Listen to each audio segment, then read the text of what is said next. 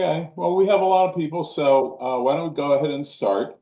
Um, we're going to approve the agenda. I am proposing the following amendments to the agenda. First, we would delete St. Patrick's, which had been under official actions, and add under discussions two things. One is um, the trash can in front of 4822 MacArthur at the bus stop. And the other discussion is DC Water talking about the creek bed sewer replacement in the park. And I believe that is it. Oh, I'm sorry. And there is under official actions adding stormwater infrastructure letter written by Commissioner Elkins. Any other that I missed? Um, Chairman Horn, the Glover Archibald Park, is that under official actions or discussion? That's under discussions. Okay, thank you. I'm sorry. That is a good question. Should we put that, where should we put that, Commissioner Elkins? It's just a discussion for them to tell us where they are. We may want to take it up at a later meeting. Okay. All right. So, all in favor of the agenda as amended? Excuse me, I had a quick question. There was also a discussion about protest of MacArthur wine and spirits. Is it also in discussion? It is under official actions. Got it. Thank you. It's already on the agenda, so it'll take a little while before we get there, but it's on the agenda. Thank you. All right. I think we had 6 votes in favor of the agenda. So why don't we move to Officer Tony McElwee? Hi, good evening. Can everyone hear me? We can. Good evening, commissioners. Good evening, everybody else out there that's attending tonight's meeting. If you don't know who I am, I'm Officer Anthony McElwee, and I am your traffic officer in PSA 205, and I attend all your community meetings to provide you the community crime report. I'm going to start off with the last 30 days. We had 15 offenses that were reported to the MPD, and out of those 5 categories, and I'm just going to run down through the categories and I'll go over the crimes themselves. We had 1 ADW, that's assault with a deadly weapon, 2 robberies, 3 motor vehicle thefts, 5 theft from automobiles, and 4 general thefts. I'm going to start off with the ADW incident. This occurred on May 31st at approximately 12:20 p.m. At the apartment building located at 3040 Idaho Avenue, known as Idaho Terrace Apartments. The victim, from what I'm told, was going to make a sale or something to another individual. The victim during that time was assaulted in and around the apartment and the apartment unit. He was unharmed, but he was assaulted. MPD was summoned, and we immediately responded where we did arrest 3 subjects named. Well, the first subject was Nia Gardner, Jermaine Jones, and Delonte Jones were all charged with felonies for this crime, and they were arrested in this crime, and this case has been closed out. Moving on to the robberies, and I'll take questions at the end of all the questions you have. I'm going to start off with the first robbery. We had a robbery reported on May 12th at 4:14 p.m., which occurred at the intersection of MacArthur Boulevard and Elliott Place Northwest. The victim advised that he was robbed at gunpoint and had his backpack was taken. S1, who was identified, S1, for those of you who don't know what that is, S1 is a suspect, and that's how we put them on our reports. So suspect 1 was identified as a juvenile. Suspect 2 as a female adult. Our 2nd District detectives responded to the scene that day and were able to identify suspect 1, the juvenile. Yes, the juvenile is tied into MacArthur High School. and will remain unnamed at this time. Our detectives that night immediately completed, for juveniles, we call it, a custody order. Custody order the following day was delivered to the OAG's office, where they review it and they will either deny or they will approve it. At this point, that's where we stand. We're waiting to see if and when it is approved. I checked as of today at 2 o'clock this afternoon with the detective's office, and they're still waiting. They were going to call and find out. Once the custody order is approved, the detective will take the custody order to a judge and get a warrant for the juvenile's arrest. And then the juvenile will be taken into custody. As far as the female suspect, I'm told we have some leads. We have not identified her yet, and that investigation is ongoing. I will get back. I'm sure there's some questions on that. I'm going to move to a second robbery / snatch, as we call it. It occurred on May 7th at 2 p.m. on the playground located at the Palisades Recreation Center on the soccer field. This involved, again, students with a beef between each other, one from Hardy Middle School and the other from MacArthur, so the detectives told me. During the altercation, one of the students had a key ring attached to his belt. And since that key ring was attached to his belt, the other person took the key ring from the belt. Since it was attached to the person, it's considered a robbery snatch and classified as such.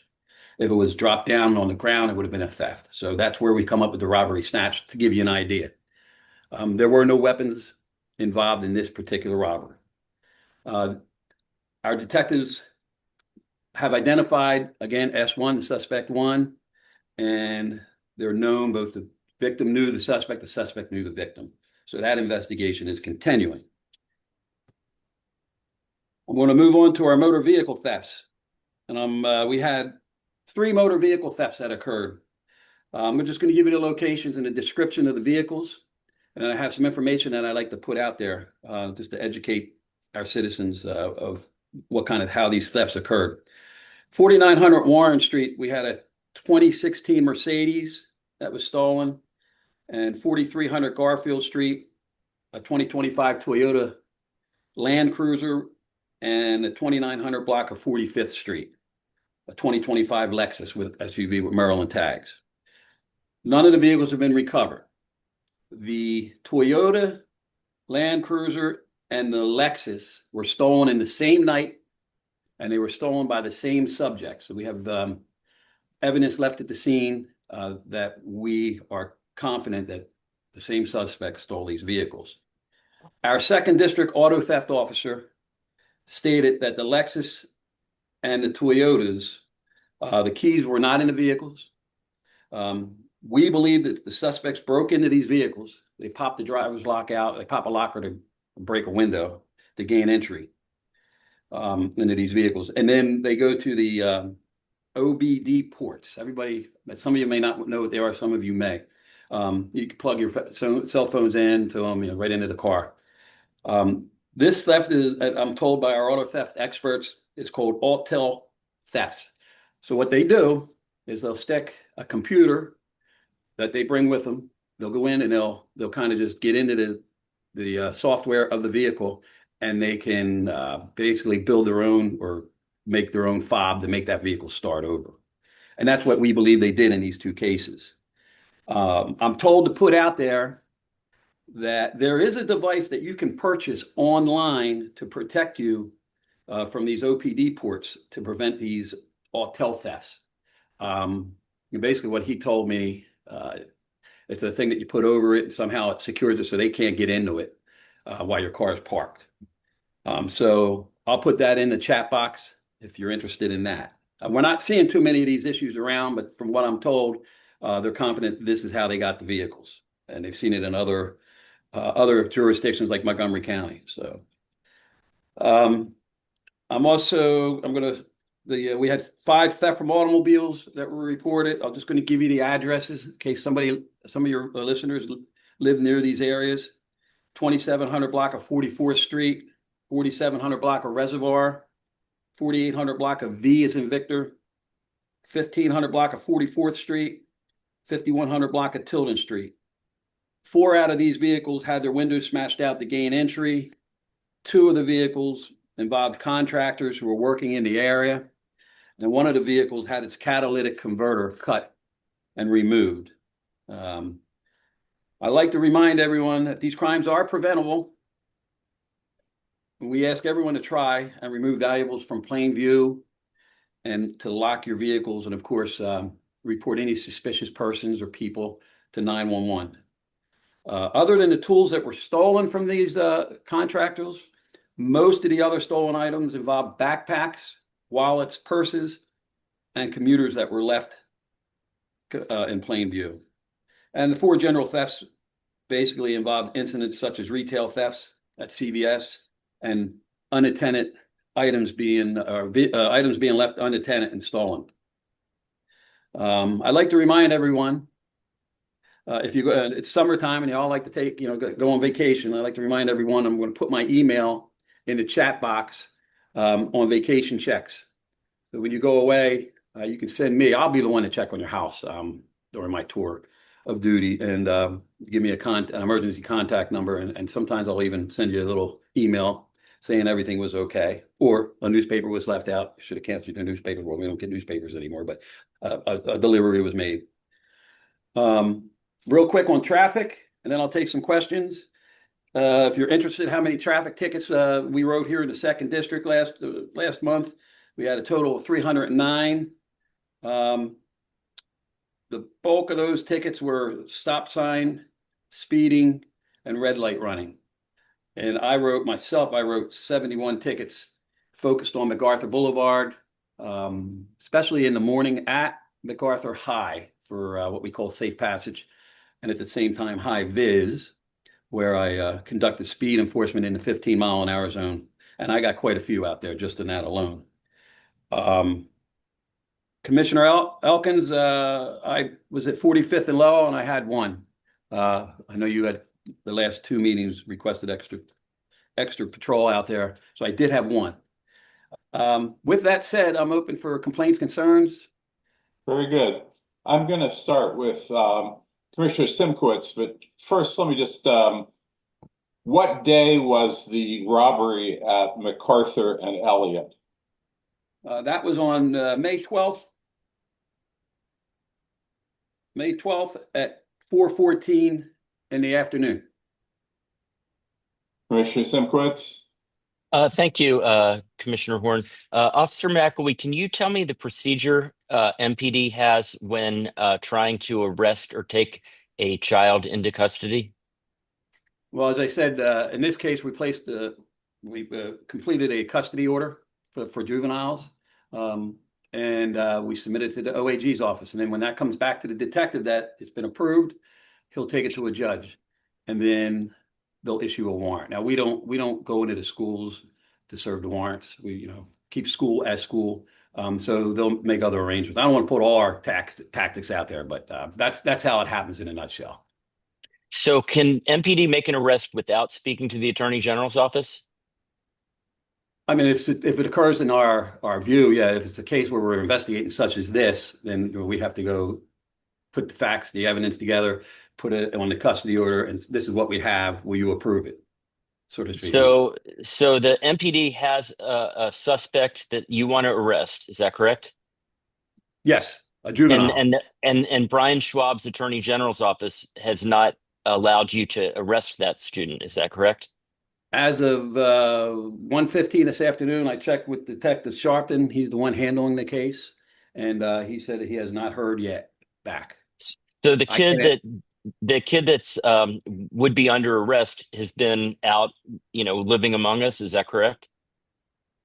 As far as I know, yes. I don't know. I can't answer that. Okay. I just know that we haven't arrested him for this crime at this point.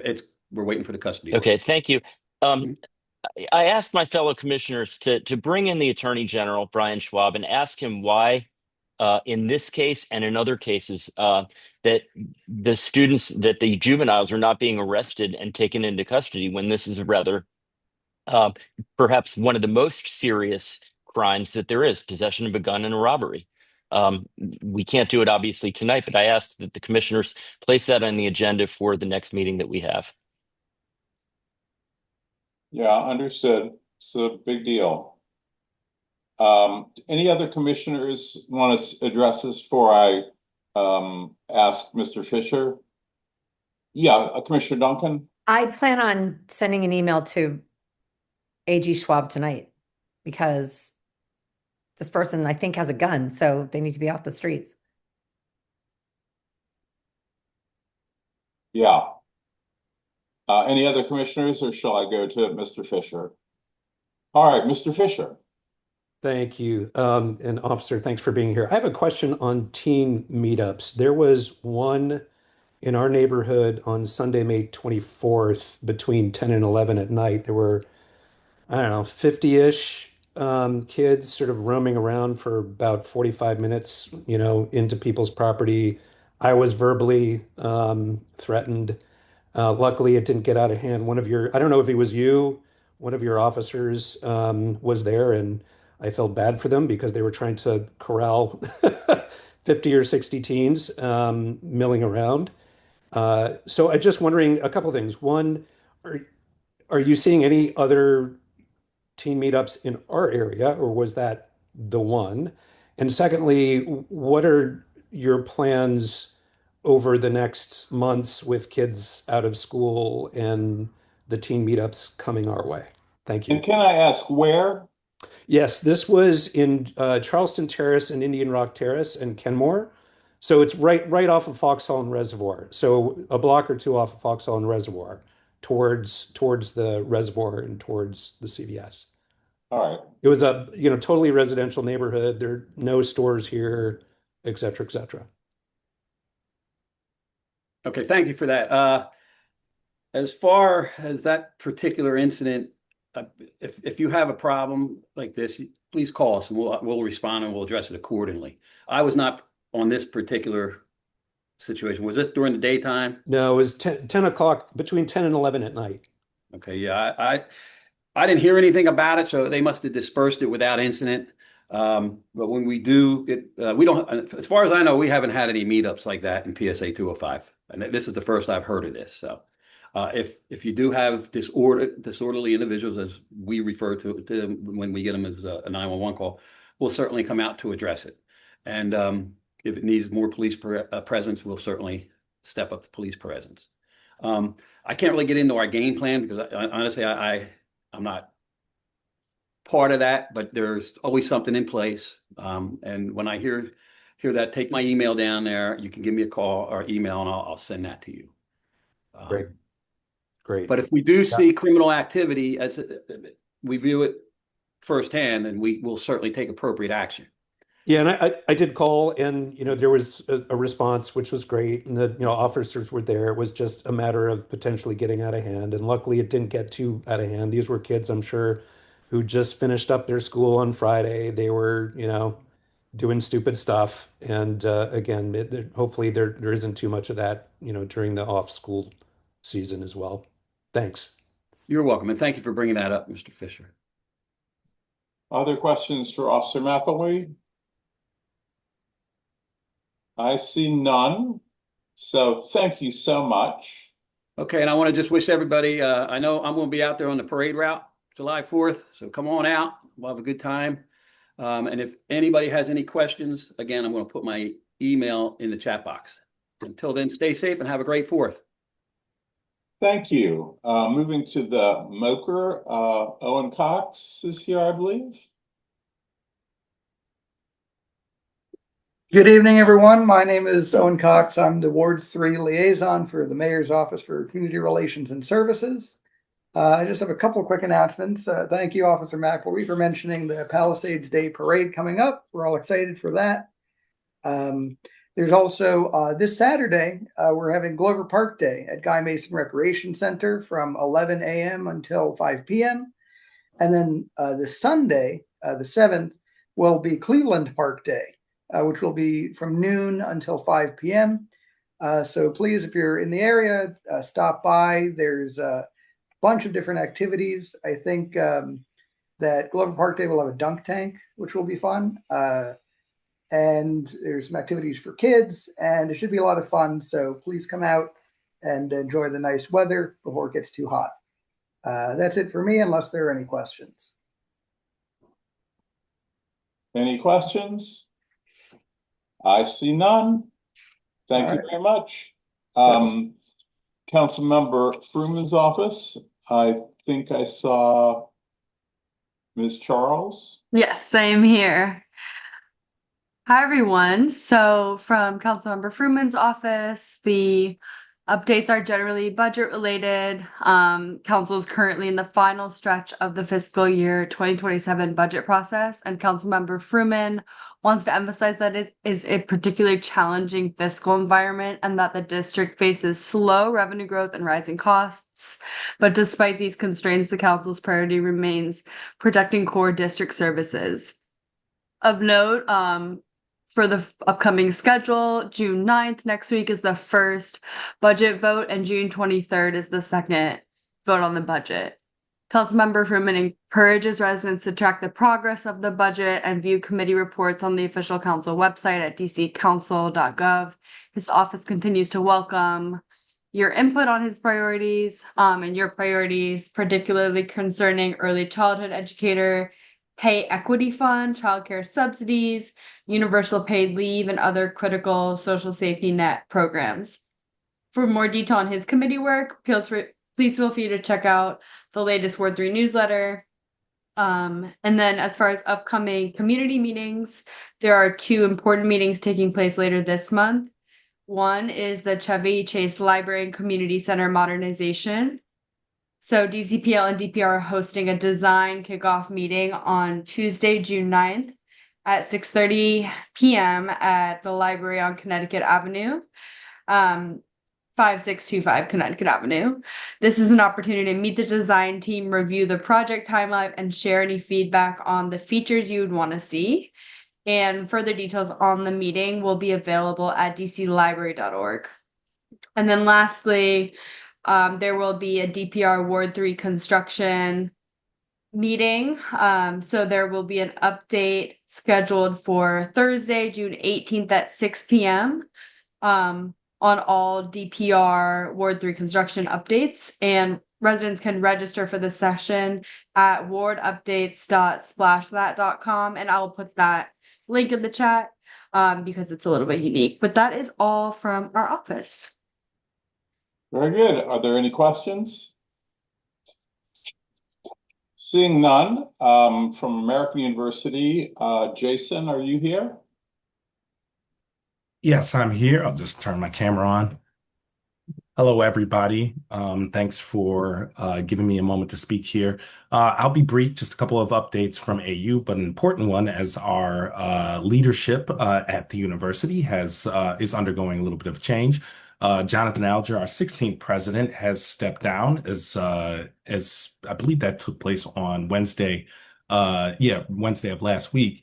And he is going to move on to a new opportunity for him, a unique position as a America 250 fellow. I believe it's with the board of, make sure I get it right. To become an ACE, American Council on Education, America 250 fellow. He has kind of been in that space, the entire national landscape around higher ed has had a very storied career, and he's stepping down to pursue that opportunity, and we will be welcoming in the Kogod School of Business Dean David Marchek. He has been named the incoming interim president at AU. So his tenure will begin in July.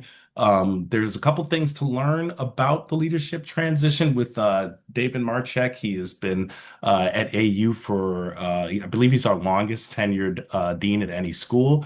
And the Kogod Business School, of course, is one of our standout departments that he was kind of instrumental in building up and creating the aura around it and all of the excitement that kids go to that school to experience. So he's a very energetic guy, likes to move quickly, likes to do a lot of different things and challenge the existing structures and stuff. So it should be fun to see him take the helm.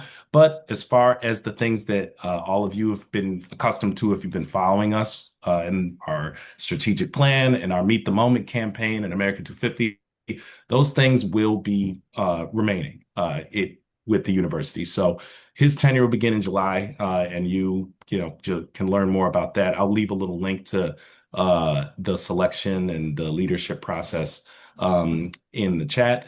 And in addition to that, just a couple updates on events that are coming up in the summer. The kids are gone, so we're trying to do as many things as possible to get neighbors onto campus to experience AU. So just a collection of gallery talks at American University Museum, an opening reception for an opening reception for the museum, and a quarterly CLC meeting that's coming up next week that everyone's invited to. So I'll put all these things in the chat, and if there's any questions, I can take them. But other than that, that's it. Very good. Are there any questions? No, thank you so much. Let's go to George Washington University. I believe Kevin Days is here. I am here. Good evening, commissioners. I also don't have much of an update. We are entering our summer sessions, although there are students who are staying on the Mount Vernon campus. These are college experienced students, high school students who are getting a little taste of college. And we also have some students who are doing internships in the district. So you will still see some activities on the campus. And we still want to encourage you to visit the campus, walk your dogs as long as they're on leashes, and take advantage. I do want to give a little plug for the summer pool. The pool at MVC is open for memberships, and I'll drop the link where you can sign up for memberships into the chat. But we do want to encourage community members to take advantage of the pool and to join our facility. And that's it. I can give you back a bunch of time unless there are questions. Very good. Any questions? All right, seeing none, let's move to Georgetown University. I think I saw Eric Castro here. Hey everyone, I'm here. I will be the third time in a row. Not very many updates since we celebrated our commencement a few weeks ago, moving into the summer sessions, and also welcoming a new president on July 1st. So a little bit busy, but just getting into the summer groove. I wanted to give a special shout out to our Office of Neighborhood Life. They completed the move out drive on June 1st, collecting some donations for local charities like Bread for the City and Joseph's House. The main thing I'll flag for you all is we recently hosted a panel event as part of a local series with the Georgetown neighborhood celebrating America's 250th. There's going to be two more events. One will be a series of walking tours on the last Sunday of June and July, and the other is an outdoor event on June 28th featuring local nonprofits, community groups, other neighborhood partners. And the last thing I'll flag for everyone as well is if you're a subscriber to our summer newsletter, that will be going on a summer break. But if you have any questions, you can reach out to me directly, and I will include my information in the chat for everyone. Very good. I see a question from Commissioner Simkowitz. Hi, Eric. Thanks for coming today. Can you tell us when the hotel is going to open? I don't have that information on hand, but I can look into that and get back to you. Perfect. Thanks. Are there any questions? Any other questions? All right, seeing none. I don't see Sherry Rutherford or anyone from Wesley. Is there any institution that I'm missing? Okay, let's go to commissioner updates, starting with Commissioner Elkins. Thank you, Mr. Chairman. I don't have anything tonight. Thank you. Great. Commissioner Duncan. I'd like to formally announce that the next Transportation Committee meeting is on June 16th. It's a Tuesday from 2 to 3. These are virtual, and you can find a link on our website. Very good. Commissioner Colin Roosevelt. There's going to be paving on Fordham and Van Ness Street starting tomorrow. And if there are any issues or anything, just email me or call me. Very good. Commissioner Blumenthal. Perfect segue. There are 2 paving projects in my SMD, but more importantly, there are 7 or 8 in the ANC that are active in the next 2 weeks. As soon as I finish talking, I'm going to paste that list into the chat. There are also another 10 within our ANC planned for the remainder of 2026. I assume most of those will happen over the next month or two, but not certain. And so in each case, you'll probably find out if you don't see it on this list, your neighbors may see it when the no parking signs go up with a little other introduction. And it's worth pointing out that those restrictions apply during the day. So even in the midst of all the tearing up of the street and the repaving, you'll still be able to park overnight. That is all from me, and I will paste it shortly. There's also the Pave DC website is a good place to check on all of this and see it in map form, and I'll have that link. Very good. My report is a couple of weeks ago, or maybe it was a few weeks ago, I was informed by the Consumer Law Unit at the Legal Aid Office in DC that there were people who were subject to a property tax sale in our ANC, and they were good enough to send me an Excel spreadsheet, and I was able to figure out who were actually in our ANC, and there were 8 houses.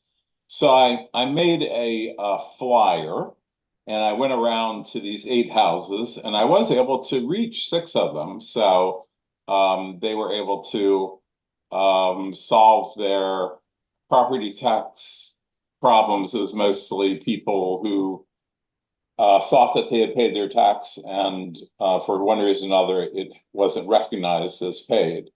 I suggested to OANC that there should be a way for our tax folks to just send us the list, either ANC by ANC or SMD by SMD before people's houses are put up for sale, because it's so simple to reach them, or most of them.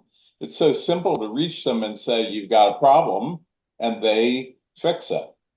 So I'm just reporting that that's what happened, and we're okay for right now, but we should take some action to see if we can systematize our participation in keeping our people from losing their houses. Commissioner Horn, can I ask you a question? When you contacted these residents, had they received letters from the city? Yeah, some had and some hadn't. One had received it just a few days before and had figured out what the problem was, but others had not. And some people, weren't at the house, but I was able to reach them by finding an email address. So I don't know why they needed help, but 6 of the 8 did need help. Commissioner Horn, are those how frequently are those sales run? I believe it's every 6 months. I'll try to find out more and see if there isn't a way for the property tax folks to just send us a notice. Should be easy for them. Yes. Andrew, were you going to ask something about this specifically? Yeah, I was going to make, if I may, I was going to make a point on this. A couple of things. One is, I think part of the problem is if people don't update their mailing address with the tax office or the property office, right? If they have tenants as opposed to being themselves, they may not be getting the mailings, and the tenants may not care. But it is also posted on the I guess it's DC tax website, and they used to publish it in the paper when the tax sale was coming up. So there's plenty of opportunity to get notified. I mean, I'm not sure how much more can be done. If they're not getting mail at their home, I'm not sure what the ANC mailing sending them something is necessarily going to do. So I appreciate the problem. I don't think anybody should be losing their home over oversight, but it may be that they have to take more action on their own behalf.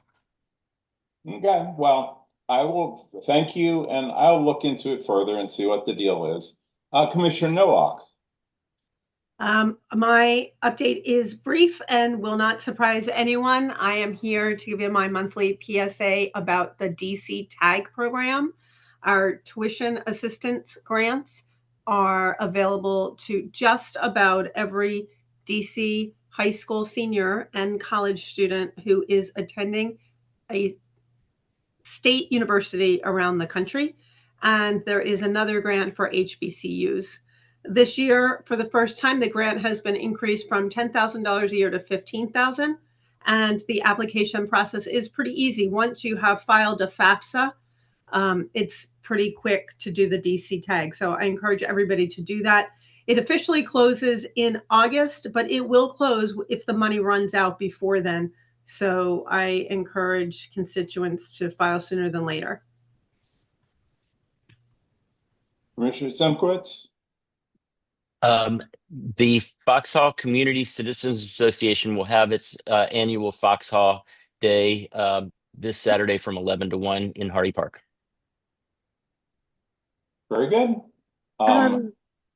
Commissioner Duncan? Chairman Horn, I'm sorry. I wanted to also mention that DDOT has told us that we should be seeing some plans soon for sections of the sidewalk on Loughborough Road on the side that doesn't have a sidewalk. Not the whole stretch, but a portion of it. So that's coming, FYI. All right, very good. So we're in the community issues and concerns section. This is if you'd like to raise an issue that's not on the agenda, this was the time to bring it up, and if you had such a thing, we'd ask you to limit your comments to 2 minutes, but usually everyone's here for something that's on the agenda. What's going to happen with the agenda is, and I'll call on you, Ms. Jardy, in just a second. What's going to happen with the agenda is we have 3 discussions, which altogether probably take about a half hour. And then the first official action will be about the MacArthur Wine and Spirits issue, which I assume is the reason why we have so many people on the call today. Yes, Ms. Giardi? Can't hear you. There we go. There you go. It's Girardi. Hi, Yes. thank you. This is the first time I've spoken, so bear with me to get everything in 2 minutes. Again, thank you for everybody. My name is Nina Girardi, and I'm a resident of Laverock Place and also the secretary of the Canal View Homeowners Association, which includes 20 homes on Laverock.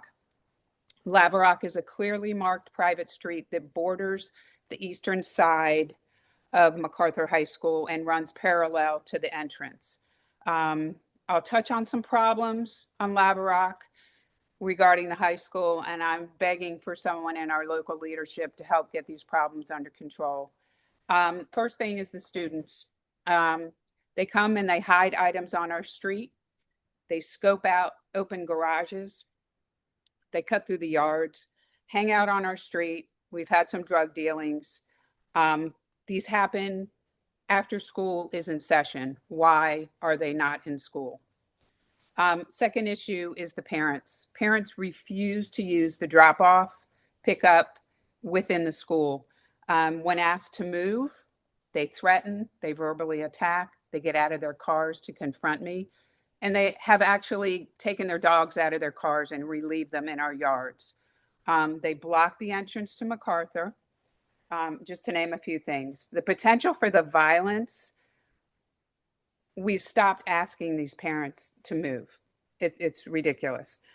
We shouldn't have to spend our time, money to monitor, purchase a gate, or hire security, or even make yearly repairs to our pavement due to the overuse.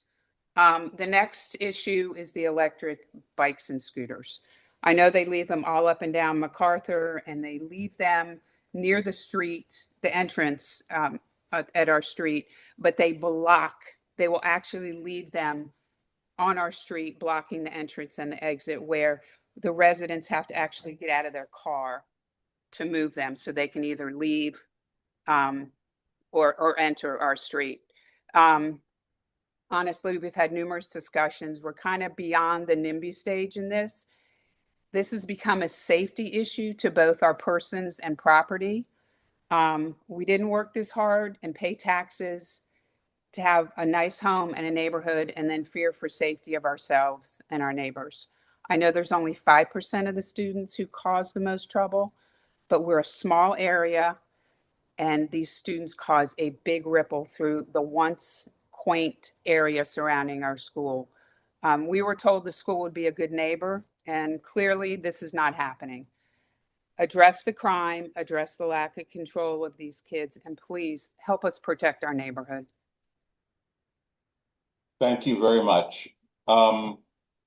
Commissioner Nowak, do we have a process to suggest? I don't know whether the other two people whose hands are raised are on the same subject. I'm happy to hear from our neighbors. I would encourage everybody to email me at 3d06.anc.dc.gov. We are working with a representative of the mayor's office to schedule a meeting with school administration to bring to them details about what's been happening, so that we can get some protocols in place for the fall. Realistically, not much is going to change in the next 2 weeks, but we hope to be able to put some frameworks in place so that when the kids come back in August, we have a good plan to address these problems. Okay, thank you. Mr. Allen, are you on the same topic, or I just want to get off this? Different topic. Okay, and Mr. Fisher, you're on this topic? Yeah, go ahead, Mr. Fisher. Just very, very briefly, I wanted to back up with what Ms. Girardi said. We live up the hill from Hardy Park, so we're not as adjacent, but just to reinforce what a lot of folks in this neighborhood deal with. For example, very simply, I don't deal with the guns and and the drug deals and so forth and so on, but walking down to Hardy Park and back, on a morning walk or afternoon walk when the kids are coming in and out of school, I've stopped doing that. And I will not have my kids who are younger walk down by themselves like I used to, because occasionally there are threatening behavior on some of the kids. Again, I'm sure it's a small percentage of the population, but when you can't go on a walk or trust your kids to go down to walk to Hardy Park without getting verbally accosted or something like that by some of the bad apples at MacArthur High School, same question. Why do we live here? I've lived here for 25 years. So anyway, just wanted to pile on a little bit. Thank you so much. And Mr. Allen. Happier topic, I hope. I just wanted to remind people who don't know already that the Palisades Pride Street Party is coming up on Sunday, and 5 to 7 p.m. I dropped a link in the chat for the details. Thank you so much. That's very helpful. Okay, so we're going to do 3 discussions, and then we'll get to the MacArthur Wine and Spirits issue. The first one, I'm just looking to see who is here. I believe I saw someone from the Office of Planning come in. Do we want to? Yes, why don't we do that? I think Nick Kushner. Yes, and Vincent Vieira here as well from DC Office of Planning. Yes. Very good. We're both here. Commissioner Horn, I'm not sure that I have the capability. Okay, I see. I can share. We have a quick presentation that we're going to run through. That would be great. All right, let me.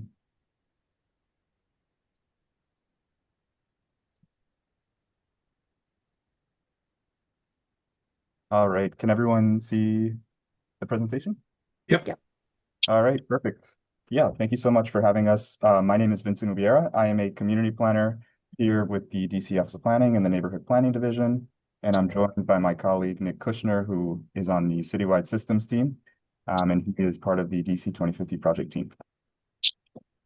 So the objectives for tonight, we will explain to you how OP is approaching this comprehensive plan differently. as well as collect feedback on our proposed growth approach and land use changes. So what is a comprehensive plan? A comprehensive plan, or comp plan for short, outlines a community's long-range vision and is a roadmap for growth and development. It guides where and how we build new housing, grow job opportunities, connect neighborhoods, preserve our rich history, and invest in public amenities.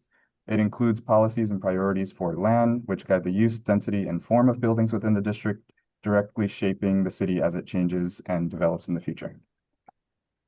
So where we are in the project, we kicked off a little over a year ago in March of 2025 in our first phase, which was defining our vision, which was really the kind of information gathering and setting goals and priorities and areas of interest for DC 2050. We are currently wrapping up our phase 2 portion of the project, which was looking at potential growth scenarios for the district. And now we are heading into phase 3, which is actually creating our plan. And as part of this phase 2, we are collecting public feedback. The prior 2 phases were very engagement heavy. The next phase will provide opportunities for people to engage as well. And then ultimately, phase 4 is looking at legislative approval sometime starting in July of 2027. So going to DC Council, NCPC, and then ultimately Congress. And then phase 5 would be implementing DC 2050 as we grow. So to give you a bit of background, as I mentioned, we have been conducting a lot of engagement. So we have engaged with more than 5,000 people so far. As part of DC 2050, we've held over 120 engagement events. That's inclusive of large workshops, focus groups, more intimate briefings, and then pop-up engagements as well. There is a link, QR code, which I can share the link to it as well, of our phase 1 engagement report, which sort of outlines all of this. And as part of DC 2050, we're also partnering with community-based organizations to conduct additional outreach in wards 5, 7, and 8 to reach more residents who speak Spanish, Amharic, and Mandarin Chinese. So what we've heard on how and where the district should grow. So of the participants at our fall workshops, which were both in-person and virtual, 82% were in support of building up around metro stations, 69% were in support of growing along bus corridors, and 68% were in support of adding housing downtown. So these goals are reflected in the proposed changes that we'll go over here tonight in the drafted future land use map. So some other priorities that were also brought up, so housing affordability, access to differing housing types, office to residential conversion, access to other amenities like green space and grocery stores and childcare, and then better transit and safer streets. So as we go over phase 2, this is looking at exploring our possible futures, and we invite you to share ideas on how we should grow. So your input will shape where new homes and businesses could go, what neighborhoods could look like, and what resources all communities need to thrive. We'll talk about how the city should grow using place types, which is a new way to imagine what different areas could look like in the future. So what are place types? Place types are an updated approach to land use policy to make it easier to understand how a property can be used. Each place type includes policy guidance for a range of topics, including use, building form, street connectivity, and public spaces. The future land use map for DC 2050 will be developed using place types. So just to go over quickly the place types that we identified as part of DC 2050. The first one here are residential place types. So looking at a small scale residential neighborhood, which would be comprised of detached and semi-detached homes that are typically up to 3 stories tall. And then we have moderate scale residential, which would include row houses, townhouses, and small apartments that are typically up to 4 stories tall. Medium scale is looking at mid-rise apartment buildings up to about 8 stories tall, and then large scale is looking at high-rise apartment buildings that are over 8 stories tall. Something else that we've included as part of these place types are center place types, which are really looking at creating sort of a mix of uses place types. So this is looking at neighborhood center, So this will include mixed-use buildings that are typically up to 5 stories tall, an urban center, which are mixed-use buildings that are typically up to 8 stories tall, and then regional center, which would include mixed-use buildings that are typically up to 12 stories tall. So some other place types that we've identified, so institutional, industrial, mixed-use maker, which can apply to any place type to require maker uses through mixed-use space or standalone buildings, and then parks, rec, and open space. So this is our current future land use map translated to our place types. And so to get into it a little further into detail, so what is a future land use map? It shows where different types of buildings like large and small housing units, shops, or offices can be built. This map guides zoning decisions and helps direct growth to areas that can best accommodate it. It serves as a bridge between high-level policy and the physical form of the city. So planning for growth. Today, the district has about 325,000 households. Growth projections estimate the district will have 441,000 households by 2050. So we need space for all these new households. With the 2021 future land use map, we have the capacity for about 446,000 households. DC 2050 adds a capacity of 25,000 households on top of that. So we identified 460,000 households as the capacity we need to keep housing costs from rising relative to inflation. So this map provides for about a 45% increase in households over the next 25 years. So quickly to go over how we created this draft future land use map, we had 3 strategies. 1, looking at areas near transit. 2, identifying areas that have not grown as much over the past 20 years. And then 3, taking into consideration areas that have a high risk of displacement. So areas near transit. So in 2021, we added numerous high-density land use changes near metro stations. For DC 2050, we are prioritizing adding housing within a 10-minute walk of metro and within a 5-minute walk of high-frequent bus corridors. We also focused on adding housing to blocks that have alleys, which enable parking and trash to be addressed behind the building, which helps buses work better. So the second area that I mentioned, areas with less housing growth over the past 20 years. So we assessed where housing is located today and where there is additional capacity based on the existing future land use map. In areas that have not absorbed as much housing growth over the previous 20 years, we looked at additional bus corridors to propose growth outside of these high frequency bus corridors. So this graph here is just showing you what the existing households are, the amount of existing households for each ward, and the proposed capacity. The third strategy that I mentioned would be looking at areas that have a high risk of displacement. So we wanted to understand where longtime residents may face significant pressures that could result in displacement. So we assessed several indicators. So we looked at the percent of households with below 60% of the median family income, the percentage of households that are Black, Indigenous, or people of color, percentage of households with severe housing cost burden or paying more than 50% of income towards rent, and percent of renter-occupied households. So many of these areas also have unrealized capacity in the existing future land use map. However, we chose not to add additional market pressure in these areas. We did propose higher density land use to strengthen current and proposed grocery stores in areas with a high displacement risk. So getting into the draft future land use map for DC 2050. This is more specific for Ward 3, since that's the ward that you all are in. So in Ward 3, there is potential for 13,000 additional households by 2050.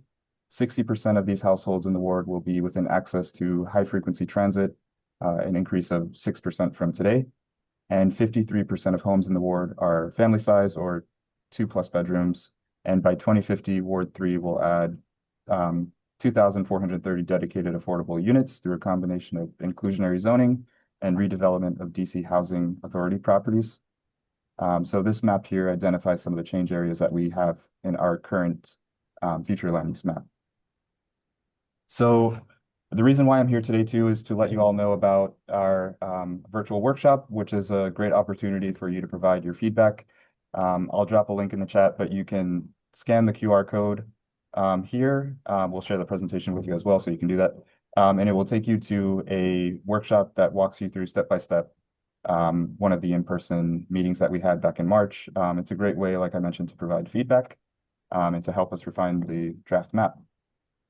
So how to stay in the loop, you can sign up for our DC 2050 newsletter. You can visit our website to view additional project resources. It's very helpful. And then you can follow us on social media. So with that, I wanted to turn it over if anyone had any questions, and thank you again for your time. Very good. Any commissioners have questions to start with? Looks like Commissioner Elkins is up first. All right, Commissioner Elkins. Thank you for your presentation. Could you move back to your slide on Ward 3? Yes, let me.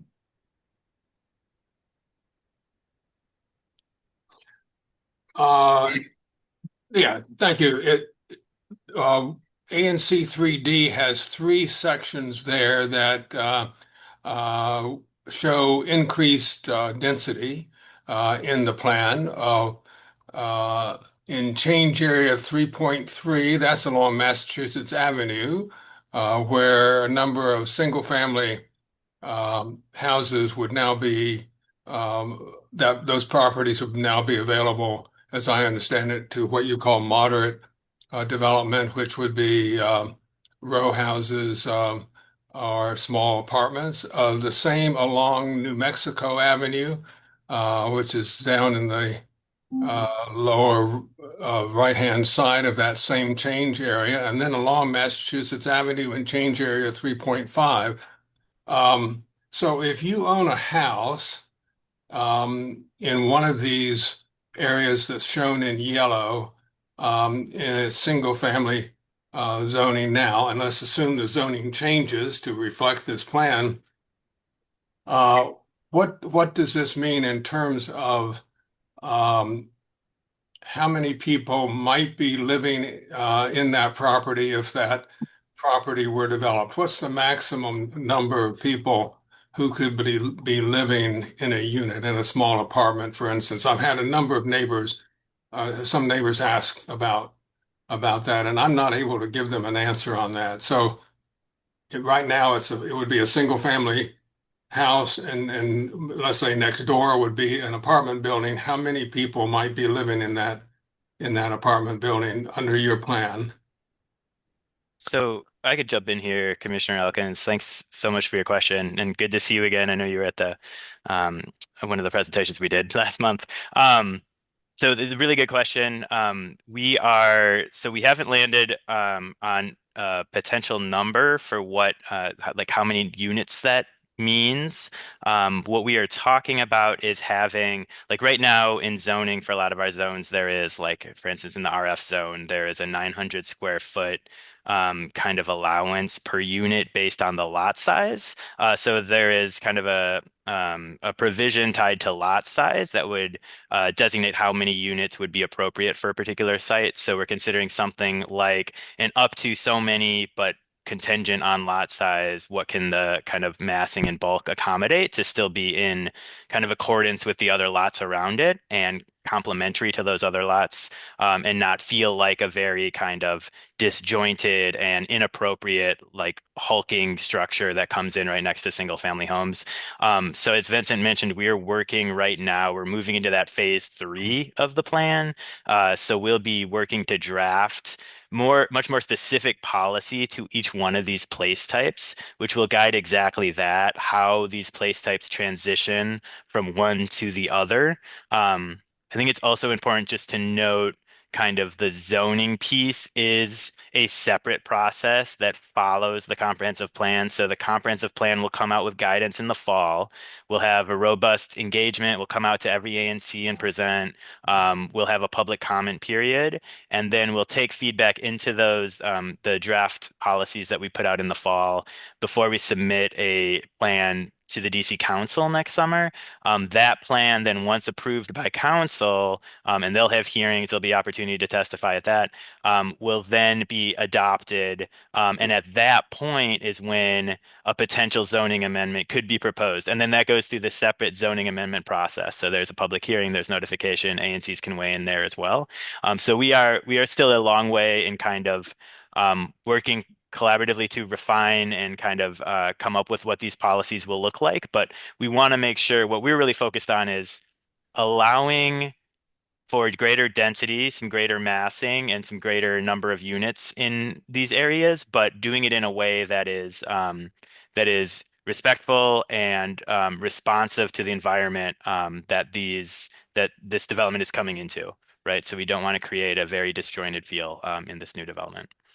Well, I appreciate that. If you could get back to us about, I think most of these lots that we're talking about are more or less the same, a fairly small range of size. If you could get back to us on those sizes of a typical um, lot in those particular areas, I'm thinking particularly Massachusetts Avenue and New Mexico. I think we need an answer much, much sooner than by the time you come forward in the fall. Yes. We need to have the dialogue now about this and not when you've already finished up your plan. Well, let me just say that when we come out in the fall is definitely not us saying that we finished the plan. Our approach to the fall is just like in 2021 when we started a process from an existing plan that had over 1,000 pages of various policy in it, and we asked for people's amendment. We are very much presenting these policies in the fall and inviting conversation around them. And so I hear the request to kind of continue this dialogue and conversation, and happy to share policies as they're developed. But we likely are going to be working through to the fall to kind of put these pieces together. And so I think that's really going to be the time that's going to be best to engage really robustly around what makes the most sense. So the fall is just our initial proposal, and then we're inviting comment and conversation around that. If I have my colleagues have a number of things. Let me just say though that um, we are already hearing from people who are running for mayor, et cetera, that this plan is too conservative and we need to have more neighborhoods affected. And so it's hard for us commissioners interacting with our neighbors who are clearly going to be affected already under this plan and say, well, we don't know really what they're talking about. Um, all we know is it could be a small apartment building. So I think you're leaving us, if I can be frank, you're leaving us a little bit in the lurch in terms of commissioners being able to have a dialogue and give you any feedback on this plan before you come up with your program in the fall, because you're not telling us what this really means for typical properties in our in our particular districts. Yeah. Yeah, no, I appreciate that comment, and I'll take that back and we'll see what we can kind of do for additional dialogue and education. I know we are meeting with Kent Boys from the Office of the ANC actually tomorrow to talk about kind of engagement over the summer with ANCs. So we stay tuned. I'll definitely can follow up with you, Commissioner, on that. Good, thank you. Yeah.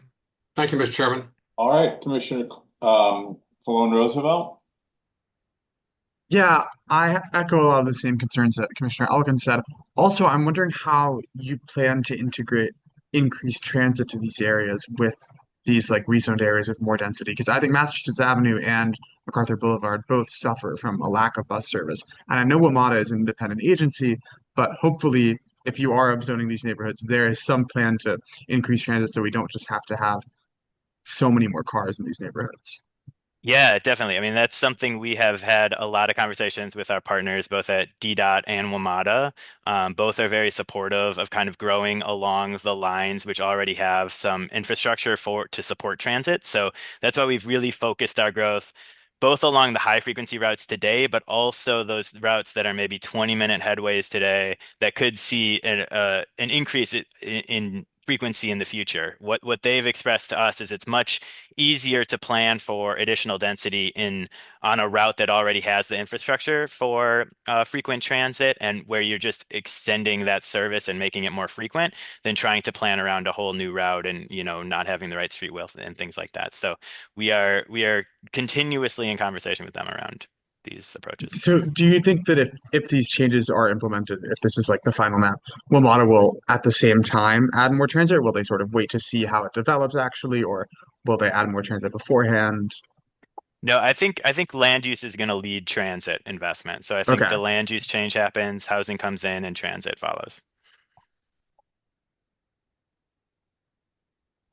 Commissioner Noah? So I want to echo what my colleagues have said. Uh, If you heard the conversation earlier about MacArthur High School, it is my theory that much of the problems after school at the high school are directly correlated to the lack of buses to take those kids out of the high school and to their homes. And we have begged WMATA for increased service and have not gotten it. If you look at the story maps that were published by the Office of Planning, and I encourage everybody to take a look at them. It's a really great presentation on the story map site.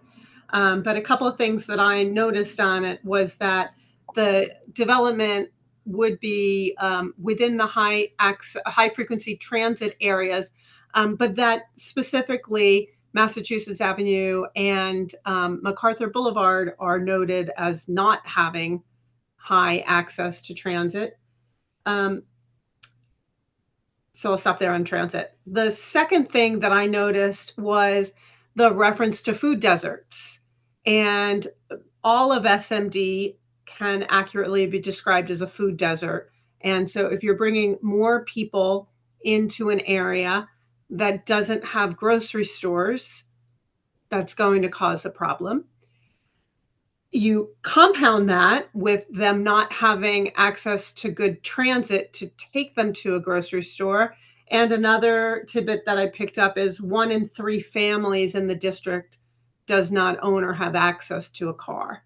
So I know that Commissioner Claude Roosevelt is concerned about bringing more cars into the neighborhood. That's not my concern. My concern is bringing more people into the neighborhood that can't get out because they don't have cars and they don't have transit.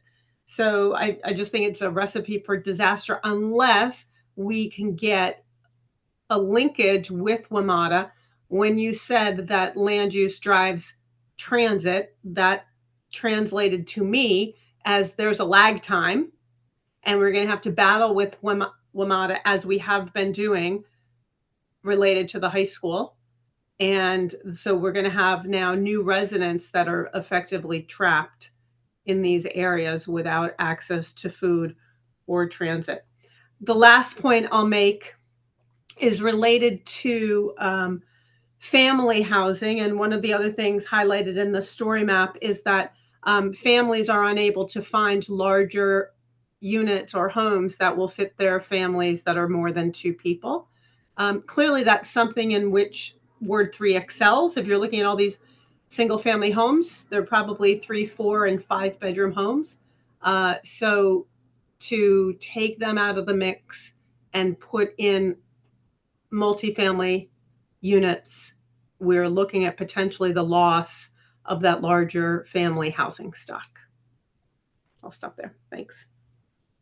So, a lot of good points that you brought up there, Commissioner. I think I'll say I can't speak for WMATA, but I think we definitely hear you in that we know that there are going to be people, lots of people throughout the district who don't have a car or who choose to want to commute by transit. And so we want to see those improvements in transit. And one way to try to help push for that is to have more density in these areas so that the transit ridership is supported and other investments such as grocery stores or other retail that the community would need would be supported in the private market too by adding more residents to the areas. So that is definitely something that we see through this approach it's kind of done in combination and that as you get more people, there's more demand and desire for ridership for transit. There's also more demand and desire for fresh food, grocery store access, things like that.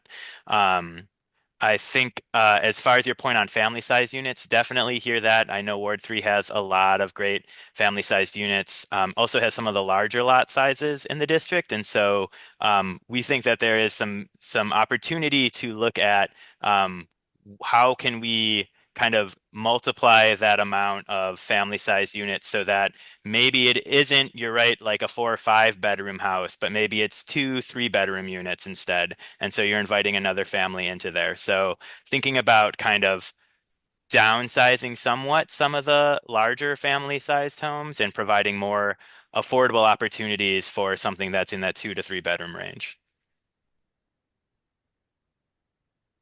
Very good. Commissioner Duncan? I have a question around schools. A lot of our elementary schools and even our middle school is full, as is the high school is going to be at capacity next year. Do you all, when you look at increasing this housing in Ward 3, look at school capacity? Yes. So we work really closely with the deputy mayor for education.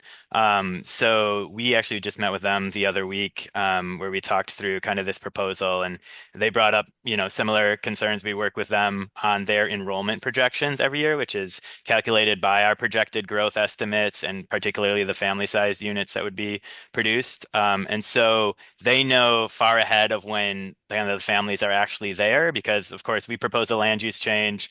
As I mentioned before, it goes through this whole process of getting adopted and approved, and then zoning has to follow suit so that it then becomes actually possible to create the new housing.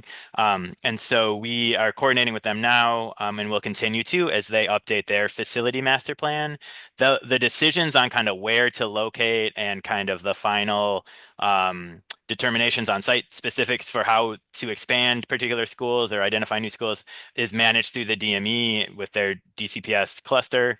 And so that happens through their facility master planning, but the Office of Planning works very closely with them to help with their enrollment projections.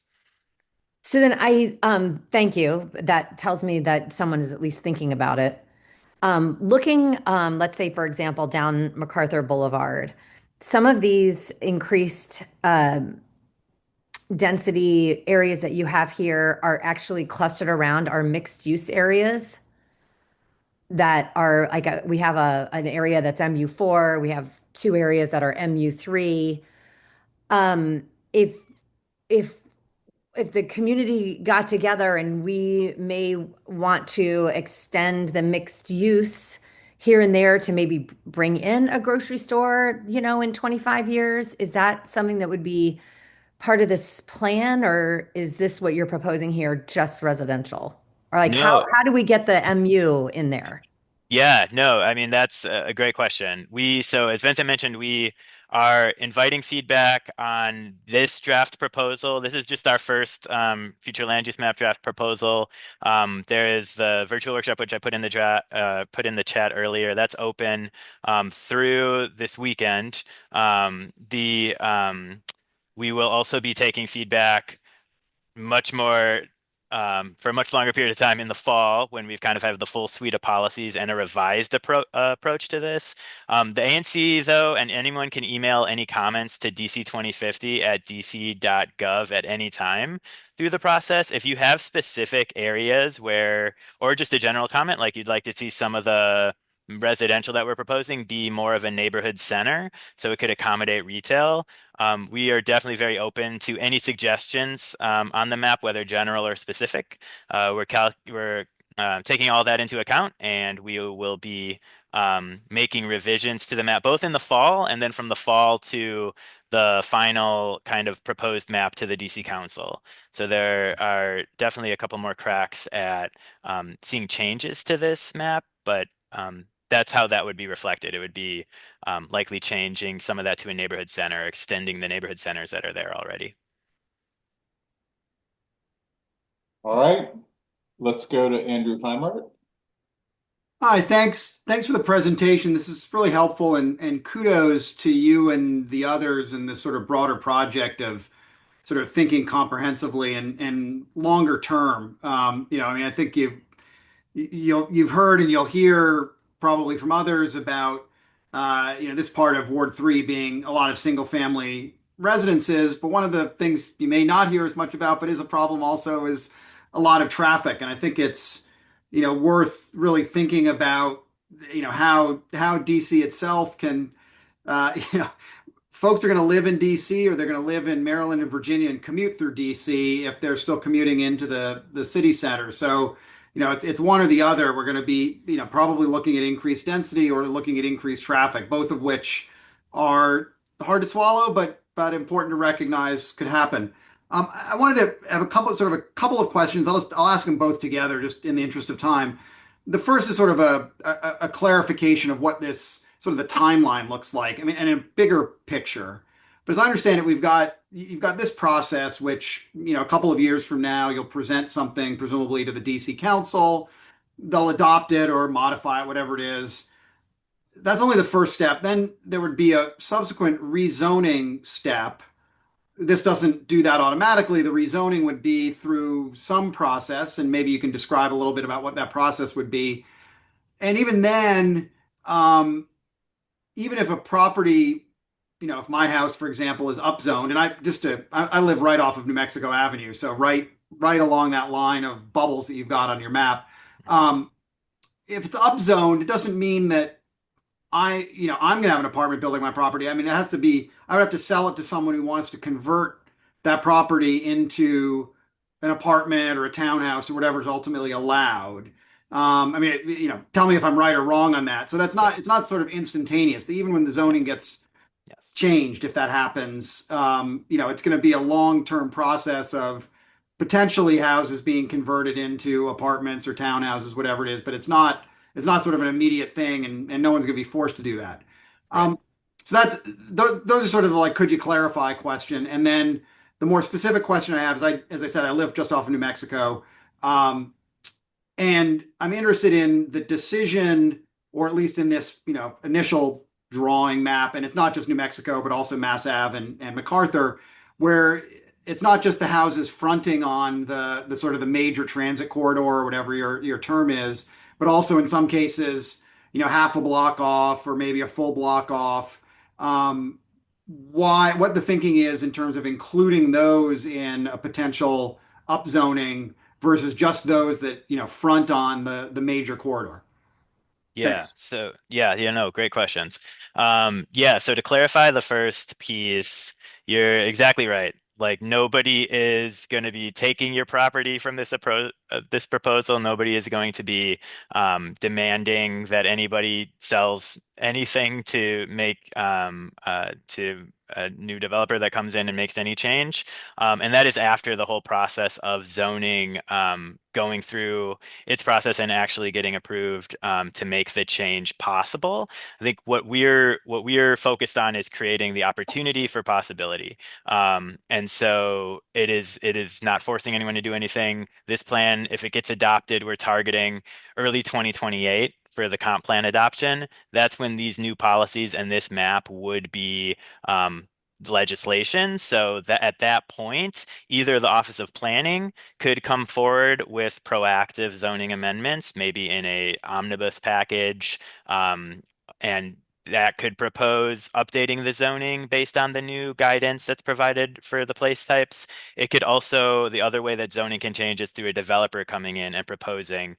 So that would be, if a developer bought a property and saw that the policy seemed to be the zone that it was zoned for seemed to be inconsistent with the new comp plan policy, they could make a zoning amendment application to the zoning commission.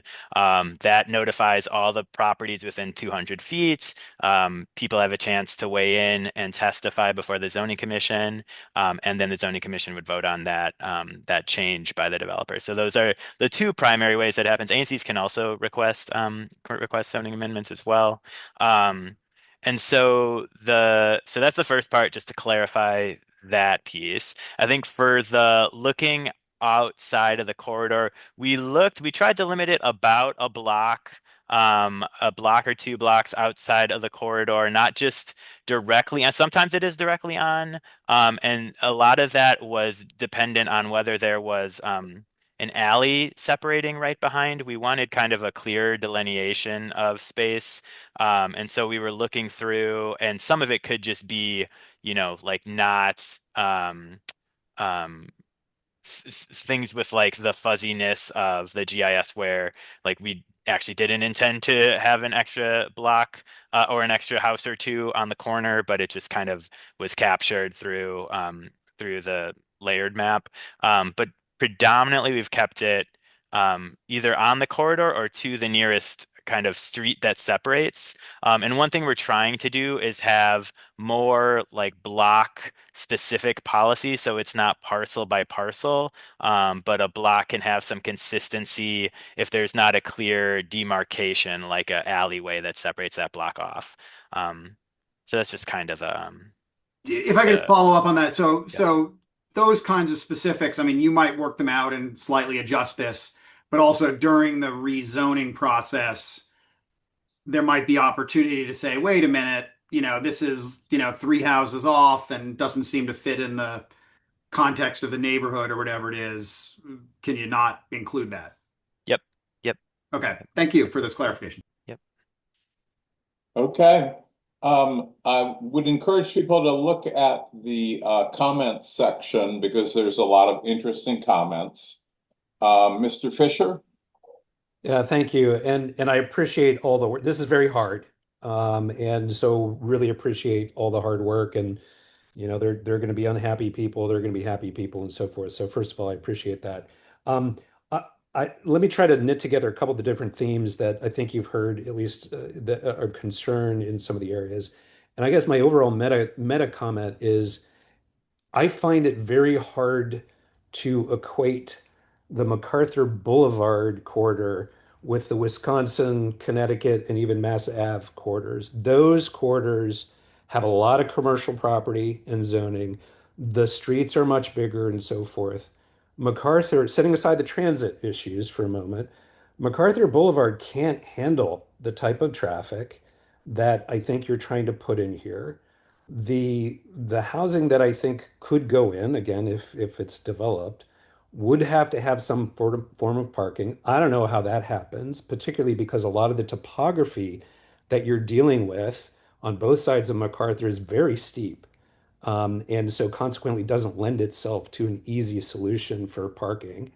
Um, and we continue to have traffic issues, et cetera, et cetera. So I'm left with this sense that we're taking, if I just focus on MacArthur for a second, we're taking one of the last areas of small residential neighborhood, and even with some of the single family houses along MacArthur being relatively more affordable at this point, and making it much more like Connecticut Avenue and so forth. So it's less of a question and more of a statement. I find it hard to equate those corridors, those other corridors with MacArthur. No, thanks for the comment. And I think you're right in that like Wisconsin today has a high frequency bus and is serviced by that, whereas MacArthur is not there today. It has a much lower frequency. And so it definitely doesn't have the same characteristics Well, today. and even the roadways, the Hmm. size of that, access to parking, the commercial zoning that's already there, it's just radically different, both qualitatively and quantitatively. So that would be my comment to maybe take into consideration. Thanks. Thank you. Let me call on Mike. Hi, can you hear me? Yes. Yeah. Oh, thank you for taking the question and thanks for the presentation. We do appreciate it. I guess I'm having a hard time trying to digest this just because I'm not sure what this concretely means in terms of like with the map, I couldn't really see which portions of our neighborhood would be concretely affected. But is it the proposal that people would be, I know that you said that people weren't going to be forced to sell their homes, but is the proposal that people would be given offers for their homes? And is No, no, eminent domain going to be in play here? no, Are no, you no, looking no, into no. green spaces to move in to build these properties or? No, not at all. This is not an eminent domain approach. This is, if there is infill that could potentially be those could potentially be the first like kind of lots and properties to redevelop, but this is a long and gradual kind of approach to create this kind of added density in residential neighborhoods. It does not happen overnight. As I've explained, it's a long process just to get the opportunity kind of created through law to be able to allow this type of development. And then once any added density could technically be allowed, there is definitely a very gradual turnover that we've seen from other cities that have experienced this and or that have proposed kind of adding density in more predominantly residential zones. And we don't anticipate this happening very quickly, but that's why it's a 25-year plan. So we're trying to unlock opportunities that might have some opportunity at some point over the next 2.5 decades, right? Okay. Well, is there any other example of a city, like a blueprint for which you're using or the plan is using as the ideal I way mean, to implement? I wouldn't say there's any place that's an ideal. I know there are a lot of cities that have introduced place types as a way to both kind of better explain policy approaches through form, and kind of what that looks and feels like. So we looked at Denver, we looked at Charlotte, we looked at Memphis. Of course, some of the cities that have gotten a lot of attention in kind of added density to residential neighborhoods are places like Portland, Seattle. Cambridge, Massachusetts. So those we're looking across all of our peers and kind of talking with them, learning from them. What have they seen since they've implemented kind of zoning changes? Some have been a lot more aggressive than we were proposing. Some have been less. And so we're trying to find what's the right balance for DC. All right. Okay, well, thanks for giving the presentation, and I'll be following this very closely. Thanks. And there's a version of this that's you can zoom in on, right? Yes, yeah. Online? There's a version on the website. I can put that in the chat. Yes, would you please do that? Because people can zoom in on their particular neighborhoods, which is a little fuzzy on this map. And the other thing is, so we're at the beginning of a phase, right? The next year where you're writing the plan and continuing to get feedback on it. Yep. Mm-hmm. That's right. So when is the next opportunity for us to have input? So in the fall, and we're hoping kind of early mid-September-ish time, we would be releasing the full suite of policies. So all of the place types, the kind of specific language around what does it mean if this place was previously labeled as a small scale residential and we're saying that now it is a moderate scale residential. What does that mean practically? How can new development come in and potentially add some additional building footprint, some additional height? How is that compared to the adjacent properties around it? All of that will be spelled out in the fall when we release the draft policies, as well as something we haven't talked a lot about, but the plan also has significant amount of citywide policy coverage. So things like housing policy, transportation, climate, economic development. So all of those policies will be released as well alongside the place type policy. Okay, so you'll be welcoming input from ANCs and other people after you publish this. Yes. Mm-hmm. Yep. Okay. When we release the policies. Yep. Commissioner Nowak? Just on the last point about citywide policies, is one of the prime objectives, or doesn't even have to be a prime objective, but the tree canopy and green space, obviously where you have more single family houses and less density, you have more trees. We have talked in other contexts about DC's tree canopy and how it could use improvement.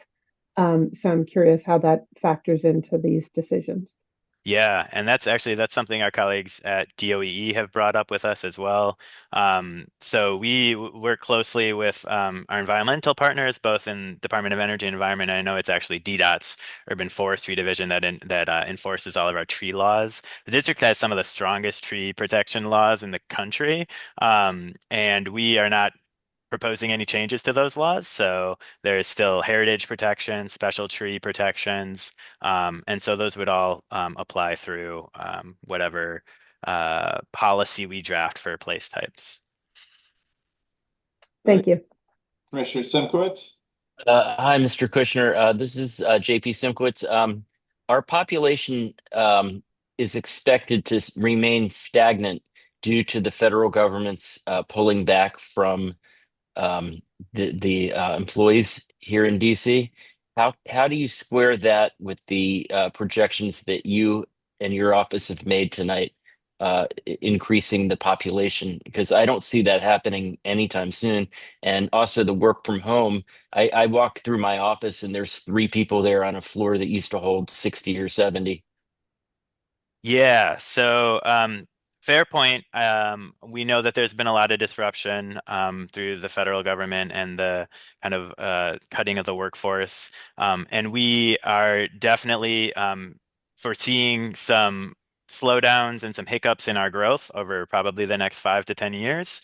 But again, this plan is a 25-year plan, and so we are still very kind of bullish on growth moving forward after the kind of the recovery, after we rebound from this. The district has a lot of positives that we are very confident that we will rebound and we'll continue to see a positive growth cycle as we reach into the 2030s and beyond. So we are not significantly altering our projections and significantly concerned that we still don't need to plan for an increased population that will likely get us to our highest population since probably the 1940s. So, I've got one more question. Is that the goal to increase the population in DC? And if so, why is that the goal? What's the purpose of that goal?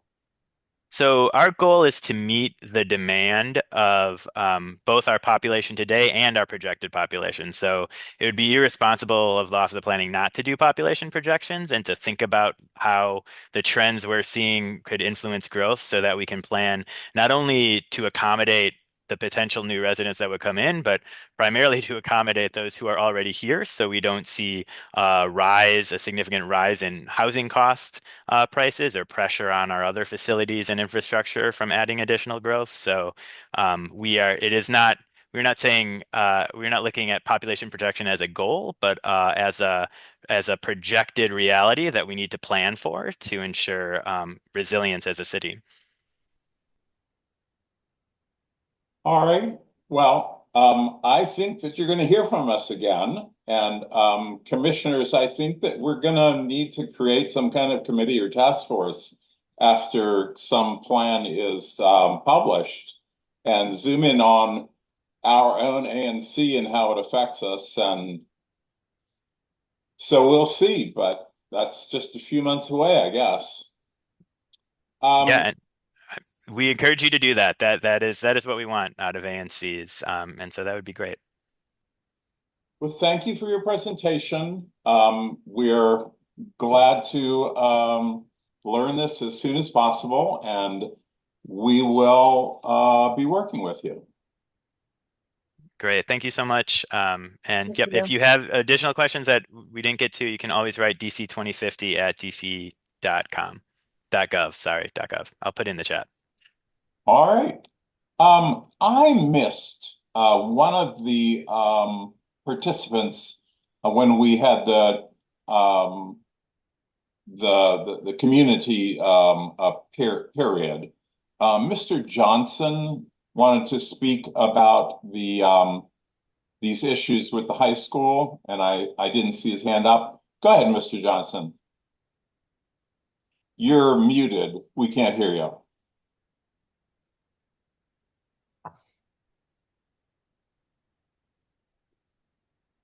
There we go. There we go. Couple things. Georgetown Day School Middle School, which is now MacArthur High School, was the construction was started in 1965, and that was before the Home Rule Act. Once that school was sold, or whether the property did what, that was supposed to go before a zoning hearing or a vote, and of course that didn't happen. It was bought for several reasons. Some of the students, most of the students that go there are pretty good kids. I see them daily. Like has been told, there are a handful, and it's more like 2 or 3 handfuls, that peruse the neighborhood because they will not go to school. And the staff there, one particular person who I will not name gave me their phone number. If you see our students running around the neighborhood doing stupid stuff, give me a call or a text with a picture. Those replies are now answered with call MPD. With the robbery that happened on the corner of Elliott and MacArthur Boulevard on May 12th, there were 2 guns there, according to the victim. One had the female had a gun, and so did the male. There are magnetometers in that school. Why are not these things being found? MPD is at the 4400 block at the main entrance, because it used to go through when it was Georgetown Day. It would come out at Q Street, and it would come out at the 4400 block of MacArthur. But right now there's construction going on, so that passway is gone. There are police officers in the 4400 block all the way to the 4600 block who will watch students walk past them with lit joints. Now, according to DC's law decriminalizing marijuana, there were 5 points that you could not violate. 1, you had to be 21. 2, you couldn't be within 500 feet of a school. 3, you couldn't do it in public view. 4, you could not do it in a multi-unit dwelling, i.e. an apartment building. And 5, which is irrelevant to this, but just to say so, if you lived in a single family home and you were having a party and someone came up to you and said, "Gee, Commissioner, that stuff smells really bad," you'd have to put it out in your own house. Now, that said, I know Tony McAwee personally. He's a friend of mine, and the guy is a godsend. But the rest of the officers down there, and I know this, have basically been told to leave them be. Now, a couple of weeks ago, there was a student shot at Jackson Reed High School, formerly Woodrow Wilson, by students that came from Ward 7 and Ward 8. Years ago, you could not bring your child up to Ward 3 if you lived in Ward 8. You had to go to school there. Also, on firsthand information from some of my law enforcement friends, some of these kids that go to MacArthur High School are having beefs with the gangs and the quote-unquote OGs over in Wards 6, 7, and 8, and they can't go to school in their neighborhoods because they're marked. The last thing the Palisades community wants is a drive-by, and if something isn't done about that school, it's going to happen. There are security guards that are posted at every entrance and exit of that school. Nothing gets done. The kids are bringing drugs to school. They're bringing guns to school.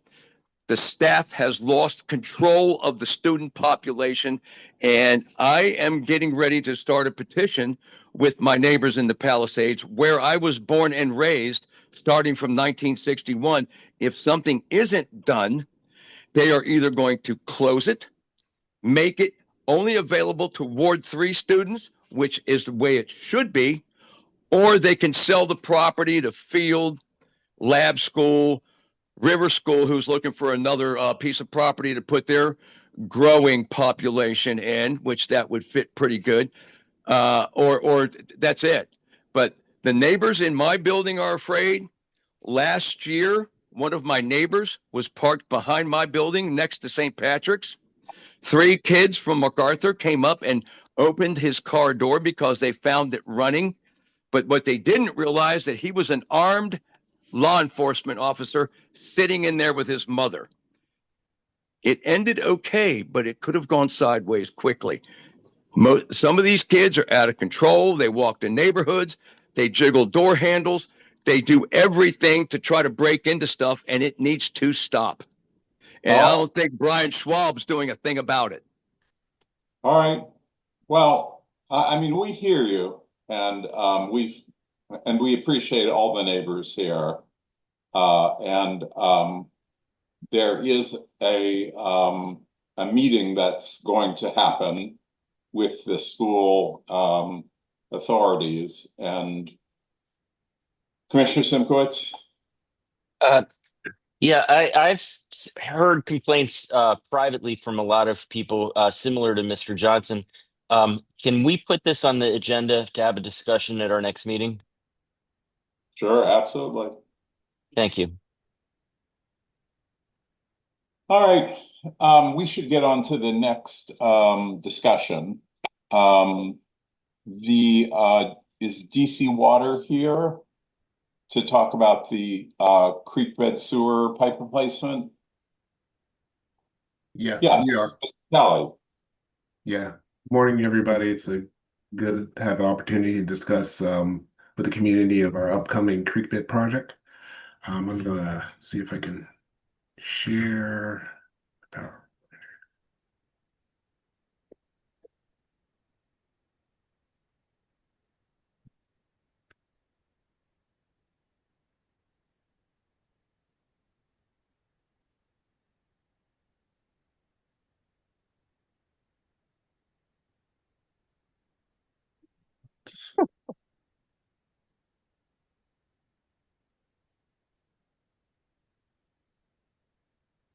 Can everyone see my screen?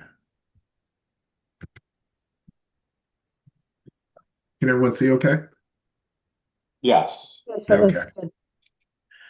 All right. So thank you for the opportunity to, I want to thank everyone for the opportunity of bearing. I'm going to try to go through this quickly and focus so we'll have a little times for discussion if needed. But this is sort of an update. I know we met with the ANC sometimes back last year. We're in the preliminary stages of our rehabilitation of creek bed sewers. And I know the Glover Park is close to this ANC, and that's sort of part of this project's portfolio. So I'll go through the purpose. A quick project purpose is to rehabilitate the sewer and storm pipes that have outlived their design life. The average age, DC is a very old city.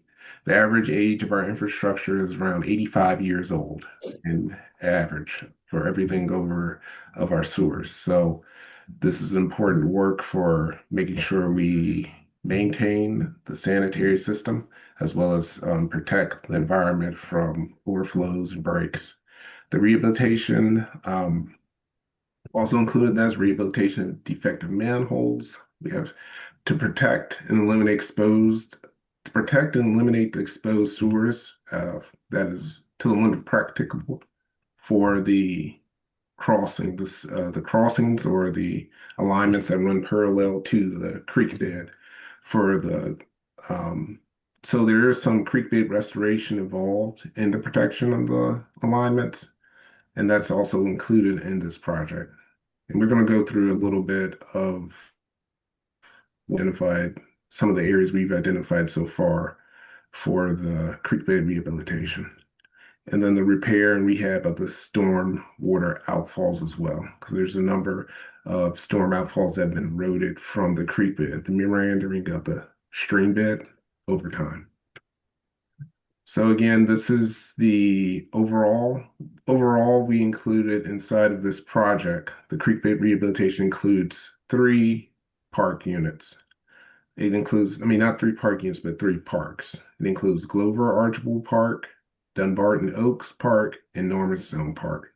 I'm going to try to, and again, we're in the preliminary stages in all parks. We work closely in collaboration with the park service when it comes to our surveying and our preliminary investigations of the assets, as well as these projects are subject to the National Environmental Protection Act, which means that NPS is the governing agency that will be coordinating the permitting process for this. Approximately Glover Archibald Park, as most of you probably are familiar, is 229 acres. We have approximately 200 manholes and 440,000 feet of sanitary and storm sewer in that project area. There is 19, as of now, there's 19 stream restoration site areas where we're going to sort of work to protect align the creek or stream so that we can protect for future erosion as well as protect it from current erosion measures that are going on with the stream. And then there are 7 outfalls that have been identified that have either fallen into the stream or are corroding. And these are storm outfalls. Dunbar and Oaks is a smaller site. It's 29 acres. It's approximately 21 manholes and 3,120 feet of DC sanitary pipe. And then there's identified 2 stream restoration site areas where we need to do asset protection close to the stream. And then there's Normanstone. Last but not least is the Normanstone Park area. We have 2 stream restoration sites to protect one of our sanitary pipes and associated manholes.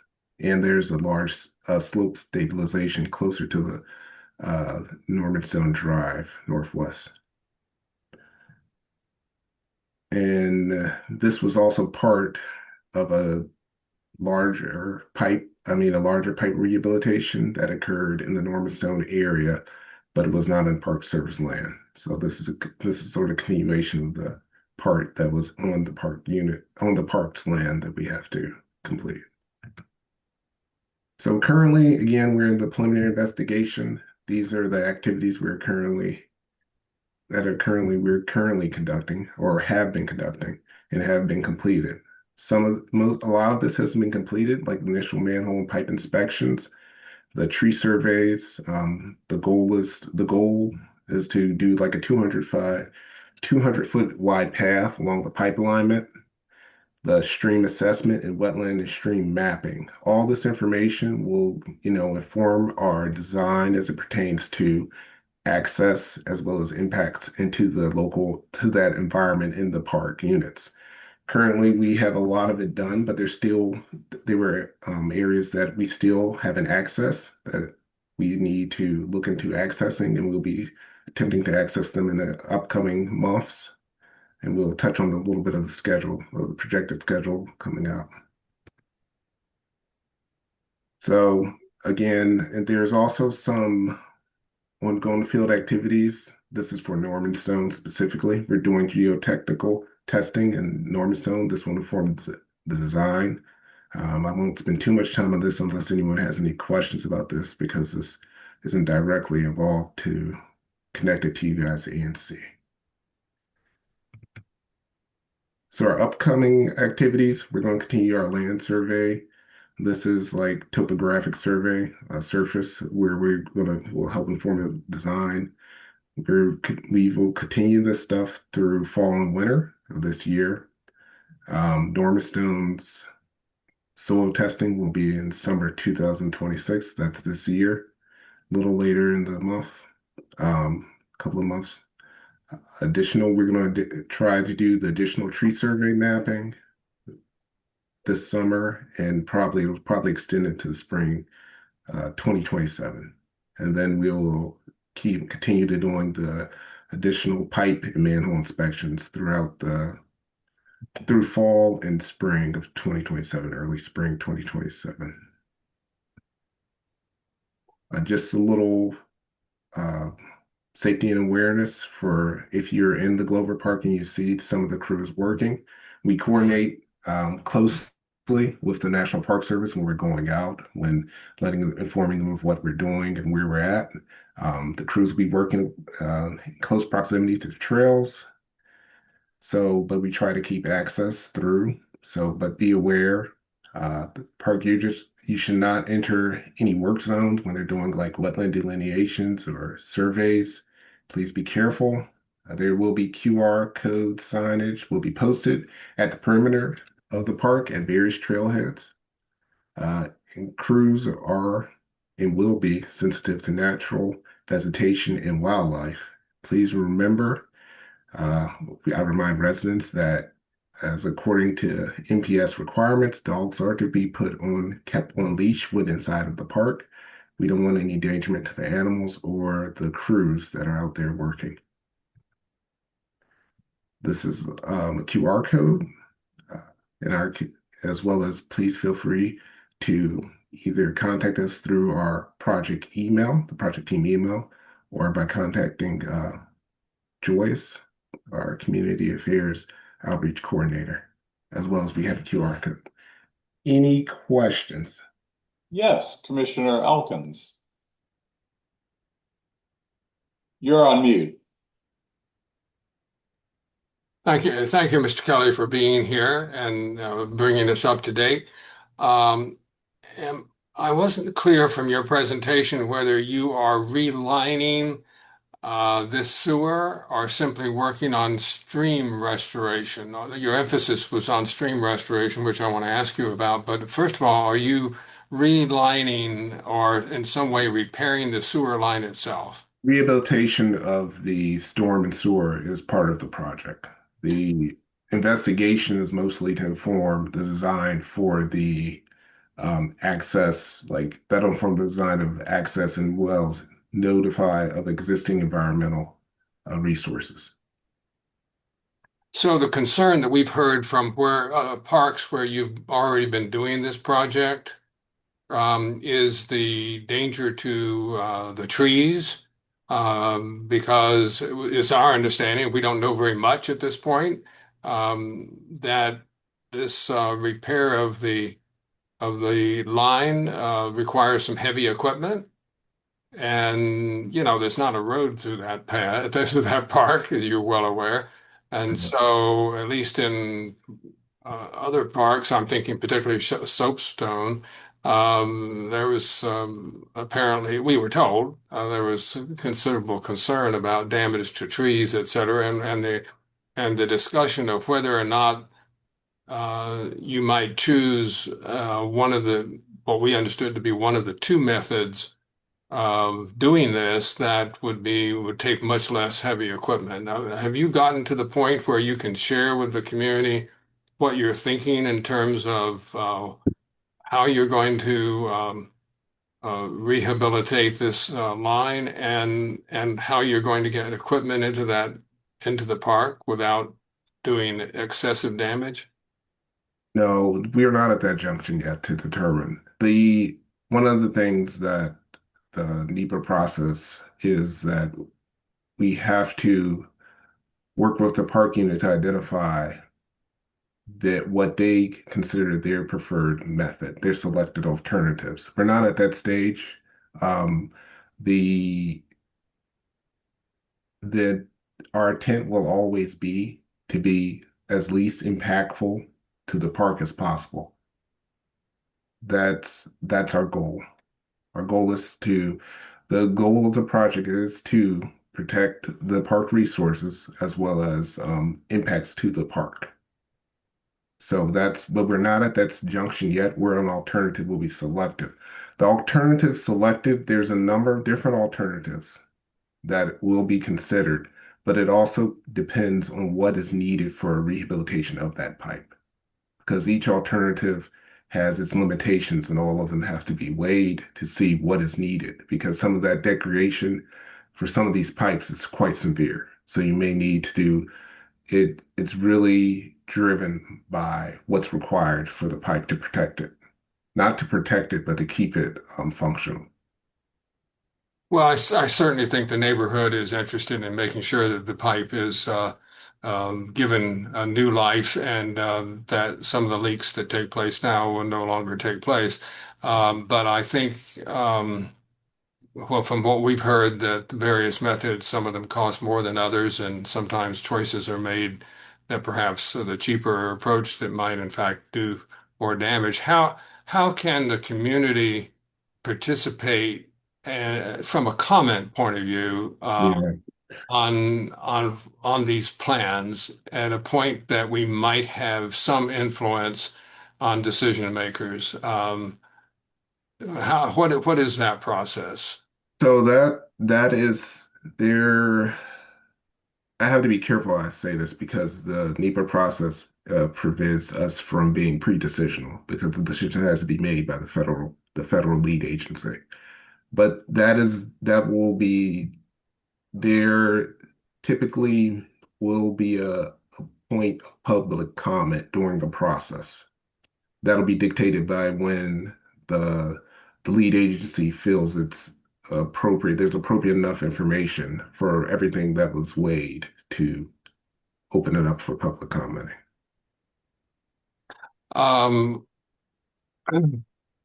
I guess I have to express some concern about this because um, you're talking about the Interior Department, and in this administration, this department has not had as much concern about the National Environmental Protection Act as NEPA, as it's known, and as previous administrations through the history of that act.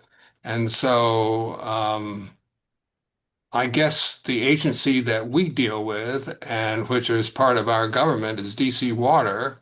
We have very little influence, if any, over the Interior Department and the National Park Service. So um, I'm worried that, in fact, our voices will not be heard because it sounds to me like you will not be the audience that we're speaking to. We're speaking to the Department of Interior. How can we have, I mean, I'm sure you're going to have some input. The department, your agency is going to have some input into this NEPA review. How can we have some input into you so that you can reflect any any appropriate ideas you hear from us into the NEPA process? Because I guess I don't have much faith in the Interior Department listening to us.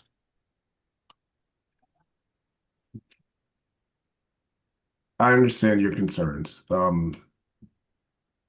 We're required by law to go through the process. I will say, like your local, I will say I can't speak for the rest of, the rest of the Interior Department. I know from all these parks, because we worked with the parks closely, all of them, they all are still, um, as well as DC Water, the goal is to minimize any impacts to the park, protect as many trees, protect to come up. And again, like I I don't want to say that cost is not a factor, but that's not the only factor. Impacts is weighed as well as for the alternatives that are considered. What's the best method for the impacts to minimizing impacts for the park as well as the community. Um, if there's a method that works that's slightly more efficient and minimize impacts, that's what we will go with. Those are the things that we will propose. The park units that we deal with in DC, I haven't necessarily seen that translated to them. They're still working with us, making sure we're following the process to protect as many resources as we possibly can.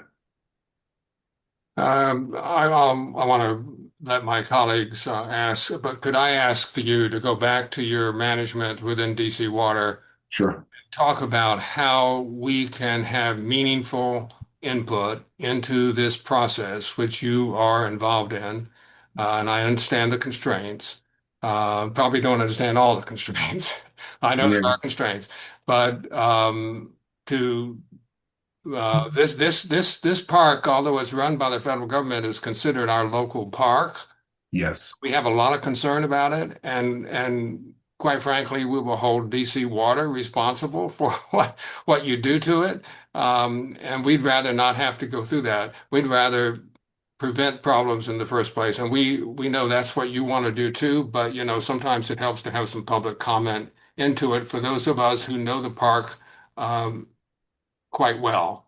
And so if you could take that back to the department and come back to us in that ANC 3D is particularly um, concerned about this park because of where it's within our jurisdiction. There are other ANCs as well, which I've written to and hope maybe they will be involved. But I know 3D will want to be involved and our neighbors will as well. So if you could take that back and come back to us on it, I'd appreciate it. Okay, understood. Mr. Yukin. Hi, everyone. My name is Jamie Yukin. I'm the Environmental Protection Specialist for Rock Creek Park. And so just wanted to come on and address some of those concerns. I know that our image isn't as good as it's been lately, but I assure you that we are very serious about this going through a public comment process. It's going to go through NEPA. There's going to be public scoping when DC Water has a proposal. We're going to take that to the public. The public is going to get to review those options that DC Water comes up with how they want to move forward with this project. We're going to take those public comments. That's going to go through an environmental assessment process. We're not going to skip any of that on this project. And so, you know, I take this seriously, and I know that some other things have happened downtown that have been a little different, but that's not how this project's going to go. Well, that's very helpful. Thank you for that reassurance. Sure thing. Thanks, Jamie. Mr. Honmart? Sure. Thanks, Chuck. You actually asked a lot of the questions I was curious about, but I just wanted to, and maybe I missed it in the presentation, but you have sort of a short-term timeline, but big picture, what's the expected timeline? I mean, you've got to figure out you've got to assess the current conditions, figure out what your plan is, get NPS approval, NEPA approval. When might the actual work that you contemplate undertaking begin? Recognizing there are some variables here, but like, are we talking in 2 years? Are we talking in 5 years, 10 years? This was, I mean, I've been here long enough to remember this was supposed to be done in like 2019 or something like that. So, and here we are 7 years later. Yeah. So there are a number of variables, right? But I would say conservatively, we're looking at probably like 2 years before anything is necessarily finalized of where we're going. But the goal is to complete this project. Like we're not. I know there's been a lot of.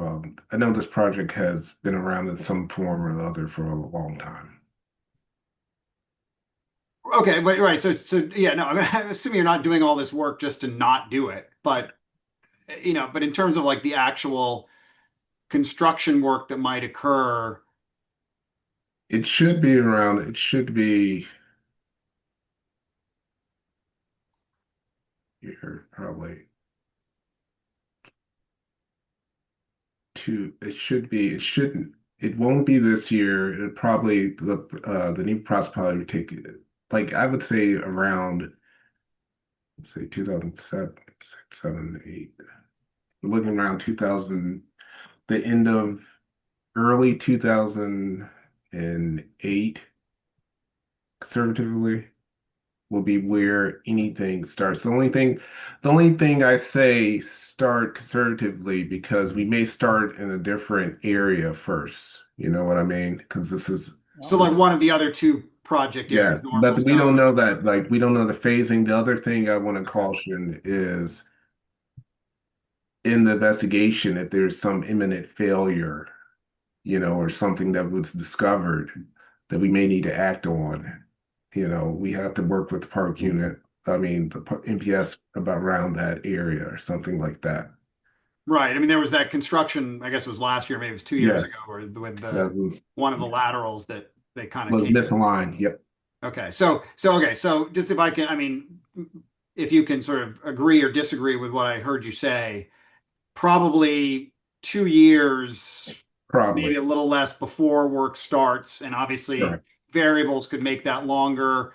Emergency situations could make that shorter, but that's sort of a rough time frame. That's a rough timeline. Okay, we're not talking 10 years from now. We're not No. talking next month. Okay, thank you.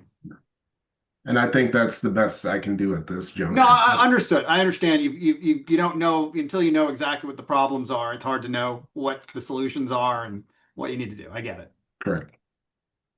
Commissioner Elkins?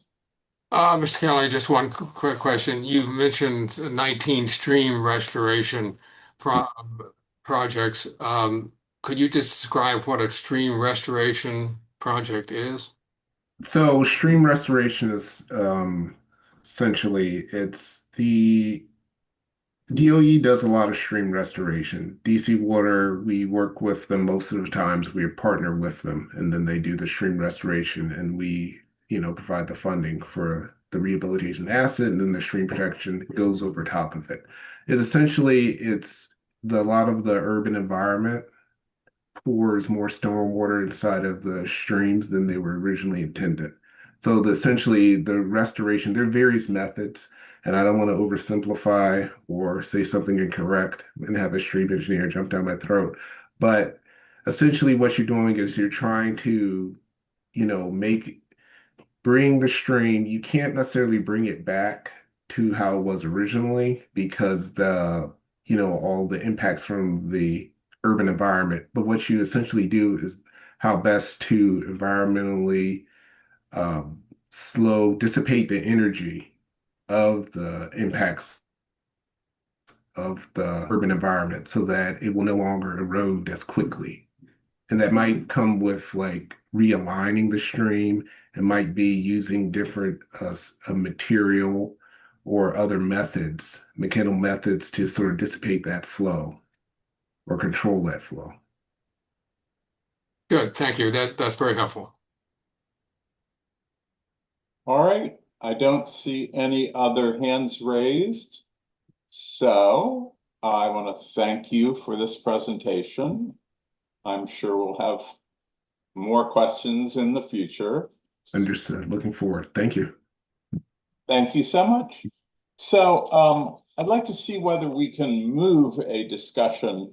Is there anyone here who is planning to speak about the bus stop trash can in front of 4822 MacArthur? If so, please press the thing to raise your hand so that I'll know that someone is here. Ari Wilder or anyone? And if not, then I'm going to push it down in the agenda and go directly to the liquor issue. I don't see anyone, so let's do that.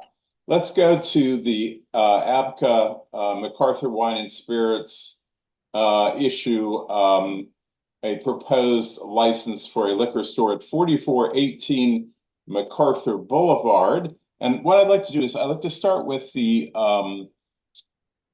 applicants explaining what they have in mind.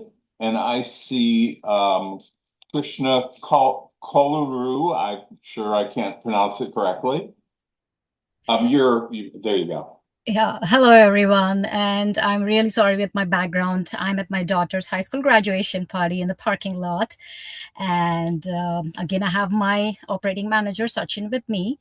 And first of all, we would like to thank you for taking time and giving us an opportunity to present our case and speak with you and address any concerns and take your feedback. Just quick intro about myself. I've been in the DC area since 2004. And again, I've been in the IT industry for quite some time. And then coming from a business background, I started working in some retail experience, operating as a store manager for one of the store on Maryland Avenue.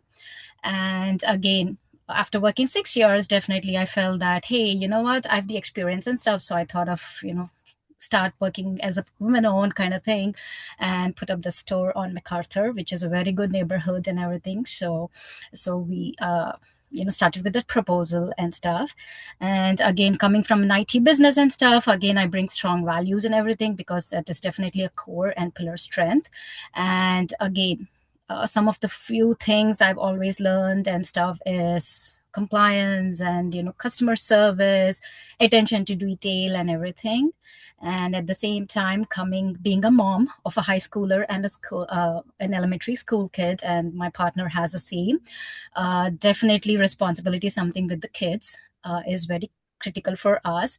So one of the concern, I guess, is definitely to make sure that the products and everything that we present or we have it in the store is not going into the wrong hands of the minors. Again, this is something very personal to me, so this is something we take very serious.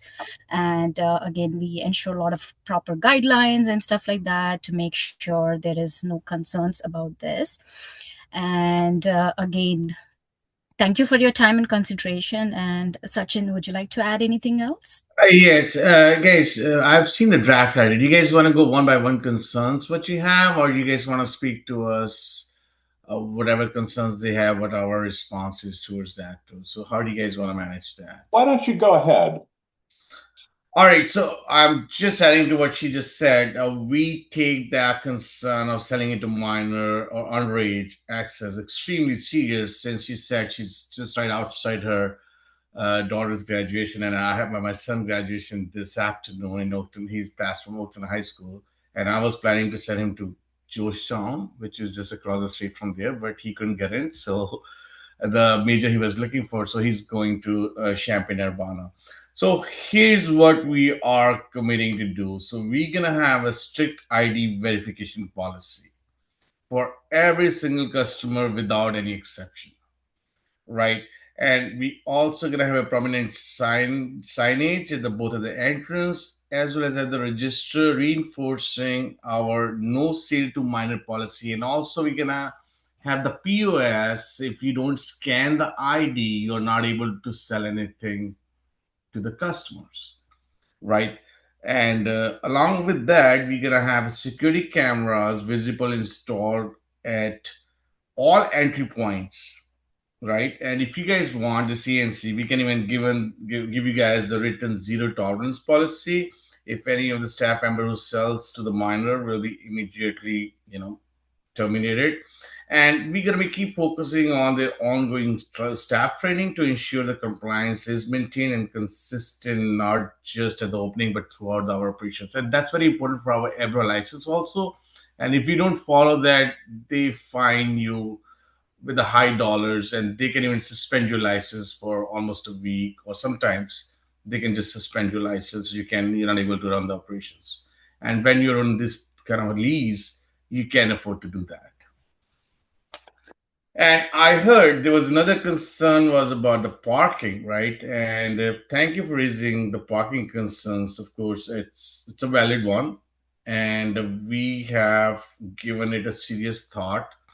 And for any business, if you have a bigger parking, this also helps the business. But looking at this location, I think that's a constraint we have. And we fully acknowledge that the parking in this area is limited. So that said, it's not unique to this our location.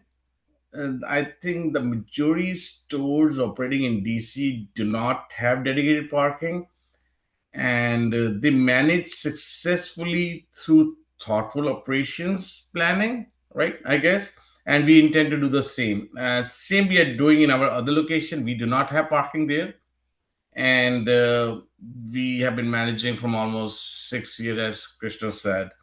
So our primary strategy is going to be shifting the volume away from in-store traffic by focusing on online orders with the local deliveries, and that's going to help us to reduce the number of customers needing to park at the near location. And also from logistic points, I've seen there's a concerns in the letter. We we're going to be working with our vendors, so delivery is only going to be scheduled outside of the rush hours and within limited time windows. And we also going to work with our suppliers to use the smaller vehicle better suited for that tight space what we have. And I'm not sure you guys know about this location. We do not have a back room, so we cannot, even if you want to, we cannot order big deliveries here.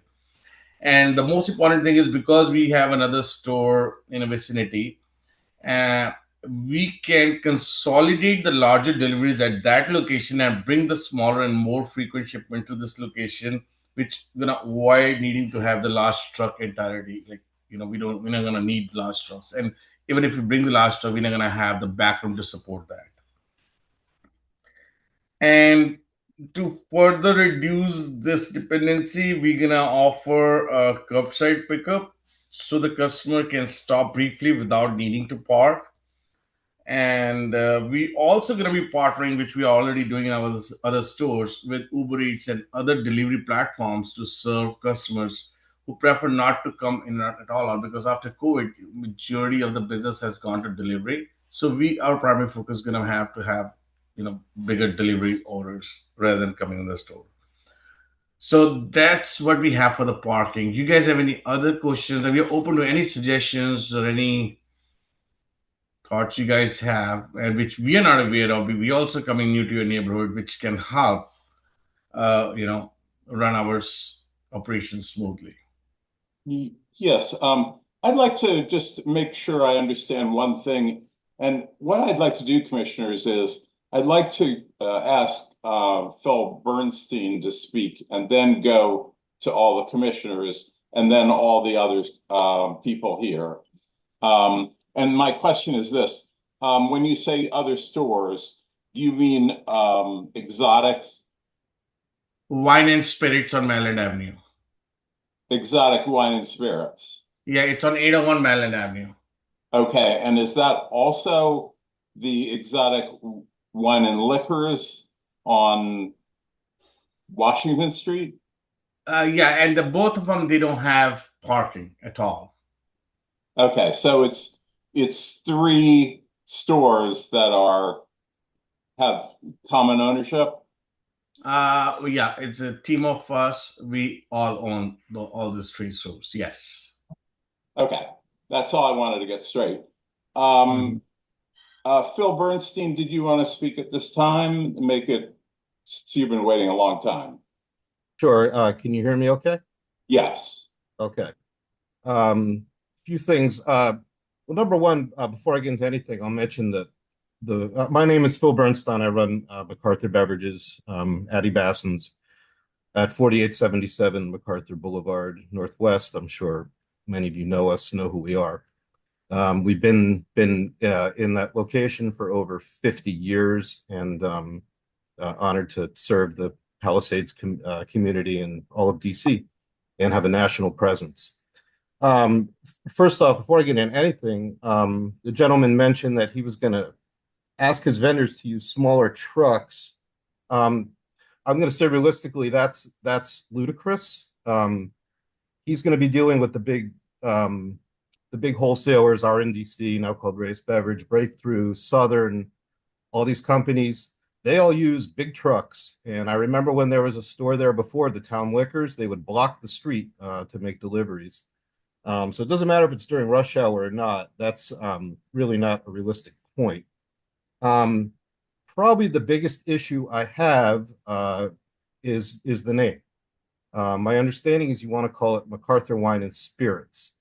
To me, that is downright malicious that you are trying to take our name, confuse people on Google, searching for our store, and in my opinion, it's completely unacceptable. For example, Commissioner Horn didn't even realize that you were up for an application because he saw MacArthur and thought it was us. Didn't even think twice about it until he walked by and saw your placard. So I guess I'm really voicing concern mostly about the name of your establishment. I think, like I said, I think it's a malicious attempt to profit off a family-owned store that's been in this neighborhood for over 50 years. I don't have much else to say. Yeah, so we hear these concerns clearly, and of course, like any other business, you've been in business for so long, a lot longer than I do. So, of course, like any other business, we would like to promote our own brand, not some other brands, right? So, we have raised the same concern with DCLP, and they did not raise any concerns before they gave us a go. And if they would not have given us a go, we would not have gone with that name. And we will proactively differentiate our brand through a distinct logo, color scheme, and overall visual identity. So there's no reasonable customer could confuse us with any existing business. And we're also going to establish a fully independent online presence, including a separate Google business profile and unique domain name, right? And a dedicated SEO strategy. We have a great, like all of our life we have done background is IT. So to ensure our store stands clearly on its own in search results and not in a community mind. Like they will not confuse us with you guys. No, I find that hard to believe. Our sign says wine and spirits. It says MacArthur Beverages Wine and Spirits. I mean, come on. I mean, let's get real here, sir. Okay, well, I don't want to have you folks go back and forth. Why don't we go to the commissioners? And what I'd like to do is to make my motion in favor of my letter so that we'll be talking about something in particular. So I move that we accept the letter that's on our website. Second. Is there a second? Commissioner Duncan seconds. Let me explain my letter. Catherine, can you put those two pictures up? So this is an unusual location. This is Lingen Road, and you can see where this store is. And this is a tiny, tiny street. It really should be an alley. It's 14 feet wide. And so, in order to make deliveries, a truck has to go basically 2 wheels up onto the sidewalk, blocking the sidewalk and making it impossible for 2 cars to pass each other. So you have this truck and you have cars that are blindly going around the truck in both directions, hoping they don't hit each other or have to back up, especially the poor car that is turning from MacArthur onto Lingen. You can't back up into MacArthur. So this is one side. And Catherine, can you show the other? So the other side is MacArthur.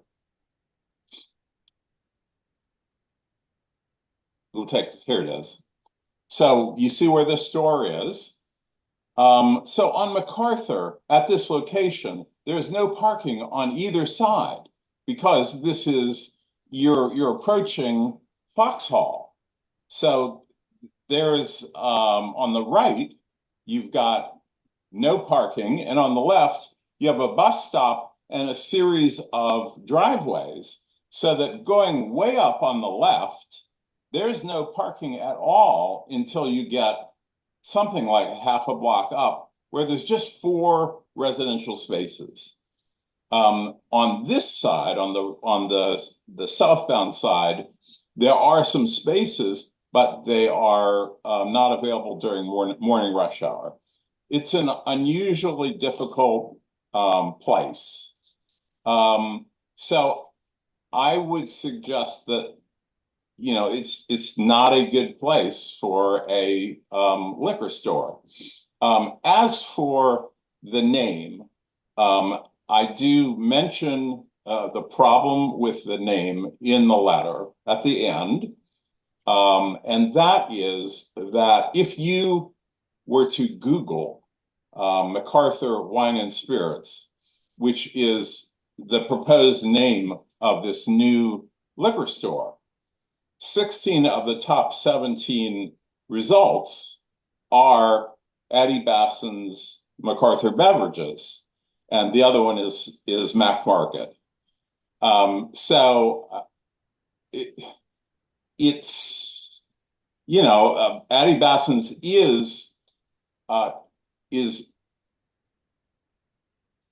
it's seen as MacArthur Wine and Spirits.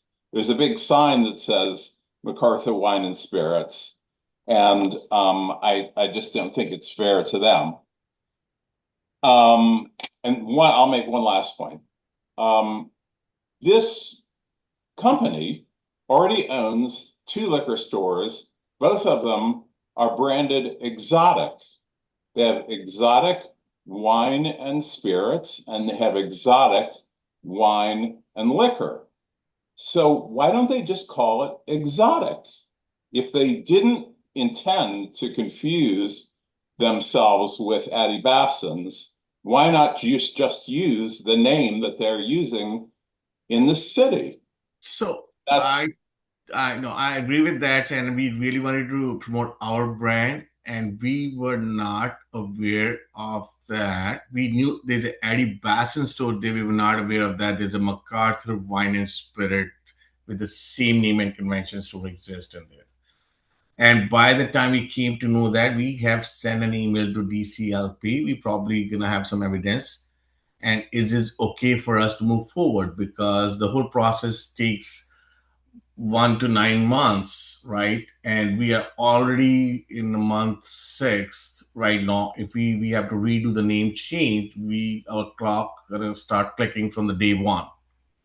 Okay, understood. Let me recognize some other commissioners. Commissioner Duncan. And from a parking perspective, I think our store is not going to open during the rush hour. We will not open before either 10 or 11 a.m. like our other stores. And that's beyond the rush hours. So I don't see ourselves opening and getting deliveries during the rush hours. Commissioner Duncan? So how often do you get deliveries for a store of this size? So this is very, very small boutique store, and the only reason we wanted to come here is it's a great neighborhood, and I think the amount of sales we're expecting probably twice a month, and we tend to buy everything in the start of the month because that's how we get credit for 45 days from the vendors. So most of the delivery comes from first 10 days or first 7 days of the month. So once a week or once or twice a week, trucks No, will it's come? some are only once a month. And Okay, yeah, I'm some not are once a month. about how often do the delivery trucks come? It depends on vendor to vendor. Like beer comes once a week. If it's a spirit, it probably comes sometimes once a month or twice a month. Okay, so there's going to be a truck there at least once a week. I guess this is a great neighborhood, and this name is a huge problem. We were confused by the name, and I just I'm worried about deliveries. I'm worried about parking. I'm worried about the name. I don't know enough about your operation to support this liquor license this at this point. So I will be voting to oppose. Thank you. Commissioner Nowak? Thank you, Mr. Chairman. So I have a few questions to the team, not about the name, but about the nature of the store and how it intends to serve from a retail perspective, not delivery. So obviously you'll sell wine and spirits. Will you sell non-alcoholic products as well, such as sodas, chips, things of that nature? That's correct. Yes. So this then raises a problem that we have a high school a few hundred feet away. And while undoubtedly the school is beyond the zone such that you're prohibited from having a liquor store there, I think what we have is now a place where kids will come to buy chips and soda. And that is going to put them in direct proximity to alcoholic beverages. In contrast, a neighborhood business, Green Theory, that sells cannabis will not allow you in the store unless you show your ID at the door. Is that something that you would be That's willing exactly to? what we follow in our other stores. If we ask them someone either 21, if someone is younger, they got to have someone along with them 21 or older in order for them to enter the store. So if high school kids come to the store at 3:30 after school and they want to come in and buy a Coke and a bag of chips, they are not going to be allowed in the front door of the store. Is that what Unless they're accompanied with some adult. um okay. Um the second thing is I am going to echo Commissioner Horn's concerns about parking and deliveries. I am very familiar with that location. I'm a frequent customer at Bang Bop, which is the store next door, the restaurant. And it's difficult to get in and out of that area when there's not a truck there making a delivery. I just, it would seem next to impossible to me to have on a regular basis trucks coming in and not inconvenience the neighbors who live on Lincoln Road down the street. And there are a fair number of them in the townhomes behind the business. So I will be supporting the letter. I yield. Commissioner Elkins? Uh, I had two questions. One was with regard to the curbside pickup. I would think because of the parking, the lack of parking there, that curbside pickup will be popular. And yet, as we all noticed from Commissioner Horn's picture of the front there, we're very close to the intersection with Vauxhall. I see this as a major impediment to the traffic that's trying to get down onto Vauxhall and into town. That's a very busy intersection. I have one other question, but do you have any comment about that? So I've been to that location several times and I parked myself there. And if I would have um, seen this kind of impediment, I think because after COVID, majority of the stores are surviving based on that strategies to have curbside pickup. I would not have chosen that location. Yes, parking is an impediment, and I agree to that. I acknowledge that, and that's not that I said is not a unique to this just location. No matter where we go in DC, we're gonna have almost same problem for parking. So what they said was, uh, the stores managed successfully through a thoughtful operational planning, and we intend to do the same as I mentioned before. And just to add, right, Sachin, even in the other store, it had a similar issue too. Again, most of the customers were the neighborhood people where they had to take a car to go purchase, but having the store conveniently located, they bring their dogs, come for a walk, and grab and go and all that. So again, we've never had this issue also at the Exotic Wine and Spirits. Again, it has a very limited parking and it has a street light as well right across the junction too. And again, we are always taking feedback from the customers, neighbors, and stuff just to make sure we are part of the neighborhood, right? We And, appreciate. and we want to be a part of the community. If you guys gonna be our customers, if we don't bring good location in front of you guys, I would not be able to survive.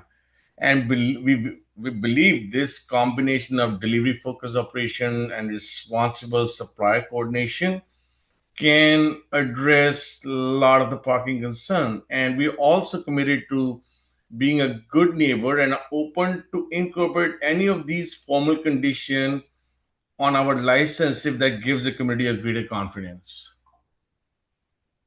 So I had a second question that has to do with the delivery. Did I understand that you're going to be using Uber Eats for the delivery, or what are your plans with regard to the delivery?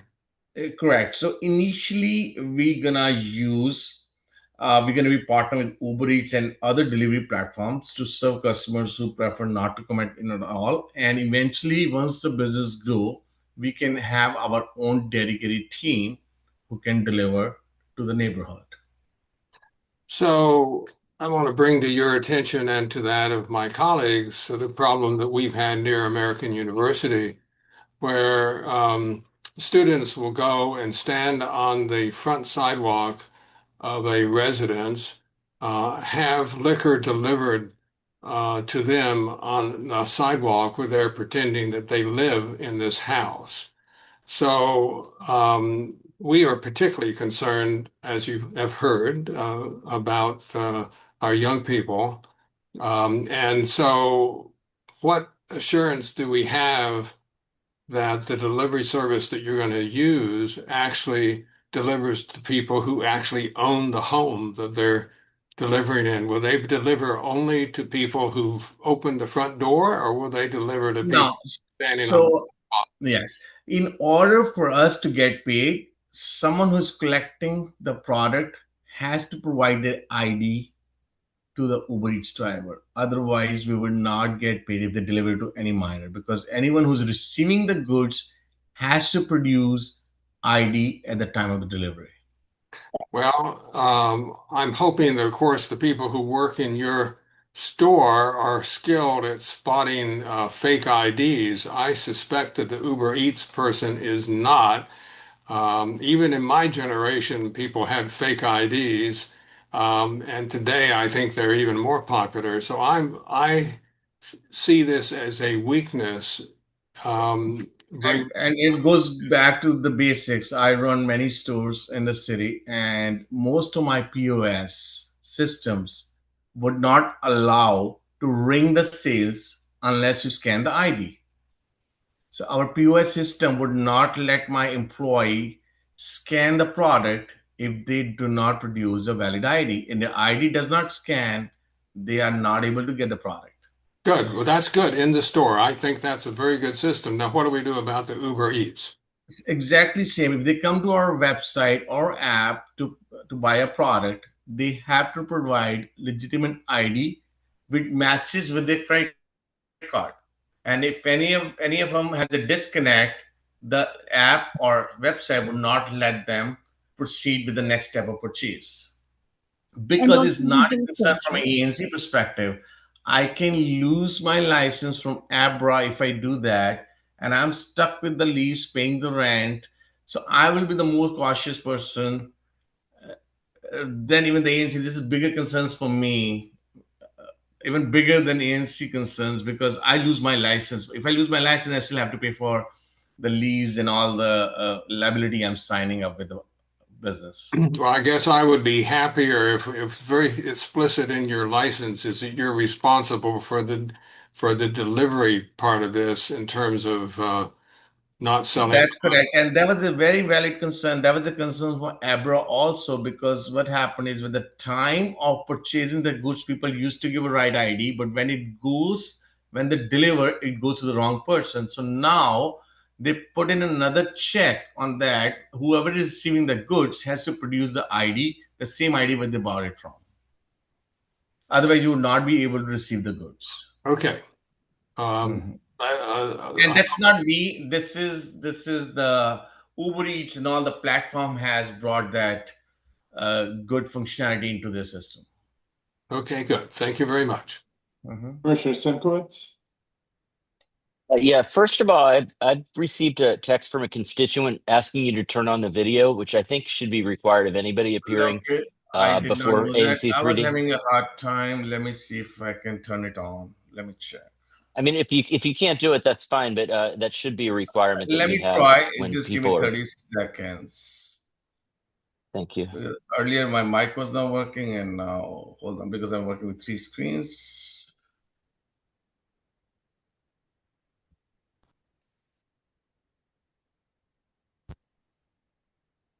Perfect. Thank you. As you see, The we can see you now. Will okay. you be serving vapes or cigarettes in your establishment? Not vapes, but cigarettes, yes. Okay. Um, the will you agree to our approval on the condition of not allowing anyone under 21 into your establishment with or without an adult? We can give that in writing. We You can would put that in a agree with that? settlement agreement. I couldn't hear you. You broke up. Yeah, so we can, yes, we agree to that. We can put that in writing and give it a settlement agreement. Okay, that's Okay, good. thank you. And the other question that I have is I've been a lawyer for 32 years. I've represented liquor stores, individuals. Um, I don't want to see this dispute over the name increasing to litigation because it's gonna be expensive for you. It's gonna be expensive to any other petitioner who wants to sue you, plaintiff. Um, would you agree to change the name to one not containing MacArthur in its name? I need to check with my attorney and I can get back to you Okay. on that because this is beyond my, yes. And the reason I'm not sure that the ANC has the ability to uh, preemptively address a patent or trademark infringement, but it's something that we don't want to see people in litigation that are our neighbors. You, the other I liquor totally store. agree. I want to be focused on my business, not going through litigation. I'm going through other litigations anyways for my GovCon work. Yeah. Well, Yes. thank you very much and please let us know, and we may want to stay our vote until after you determine that. Sure. I don't have anything else. Thank you. Appreciate that. Yeah. Thank you. Commissioner Blumenthal? I think Commissioner Simkowitz's questions address mine, but I want to follow up because I'm confused. Um, how would you, if a high school student, if a teenager wants to come in and buy Coke and a chips, Coke and a bag of chips, are they going to have to ring a bell to get in the door, or are they going to No. have their ID checked at the counter? So in our other, so what we do is we have a kind of a sticker outside. You got to be 21 and over in order to enter in the store. However, if someone comes with their parents and they want to buy chips and all, then we would allow them. Well, that's Uh, that's If not yeah, what you that told Commissioner Nowak. You said no so one if and Commissioner someone comes Sikowitz. alone under the age of 21, we will not allow them in the store. I have a problem with that. The question I asked is, I want a total ban of anybody under 21 going into the store because of the proximity to the high school. Would you agree to that? If someone, so it, okay, so in situation, it does happen when parents bring their kids, right? And we're not going to tell them to leave the kids outside the store, right? If someone is bringing 5 year or 10 years old, I have a lot of kids coming like the 2 years, 1 year with a stroller in my other stores. So we cannot tell them leave the 2 year stroller outside and you cannot enter that. So I agree. I'm not gonna let anyone without supervision of adult would let them in the store. But if someone's coming with the parents, we cannot tell them right to have the kid outside just by himself. I think the thing that concerns me is that there could be a 17-year-old with an 18-year-old who's an adult, 21. going into the store. 21. Let's suppose they're 23, 24. It's still not apparent of them. That's I don't want to see kids that are high school age going into a liquor store, with their parent or with another adult. No, I totally agree with you. I understand the concern. I have two teenagers, so we don't want to. And that's exactly what Krishna said. That's a bigger concern for ourselves also, because we start doing that, we're going to lose the trust from the community, and we're not going to be able to survive. But if someone is going to bring, so in my other store, I wish you guys can come to my other store to see how we run the operations. Lot of people come with their kids there. Lot of come with Okay, their dogs there. so I And wouldn't have a problem with an adult bringing a 10-year-old, but I don't want an adult bringing a 13-year-old because how do you know that that's their actual parent? so that's situation based, right? If we see someone as that, but I cannot just sign up with that. Like someone's bringing their kids like 10 years old, and oh no, the kid has to stand outside. That's not normal. I don't want to sign up with something that I cannot do because Well, that's not feasible. But if you go into a bar, you need an ID to get in, which is why Commissioner Elkins was talking about fake IDs back in the 19 whatever he was underage. That's a big deal because you have to be an adult over 18 or 21, depending on the year, to get into a bar. So a So kid can't go into the bar whether they're 2 or 17, even if their grandmother's with them.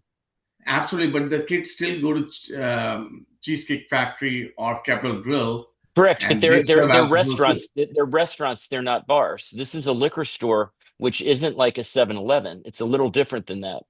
Yes, and I think most okay, so we're not gonna have that variety of chips and sodas where it's gonna attract kids to come in the store. We're only gonna have essential which goes along with the uh liquor, for example, tonic water, for example, club soda, and only few sodas. It's not gonna be like 7-Eleven, you're gonna have 10 doors just for the sodas. No, that's not the intent for us to open the store.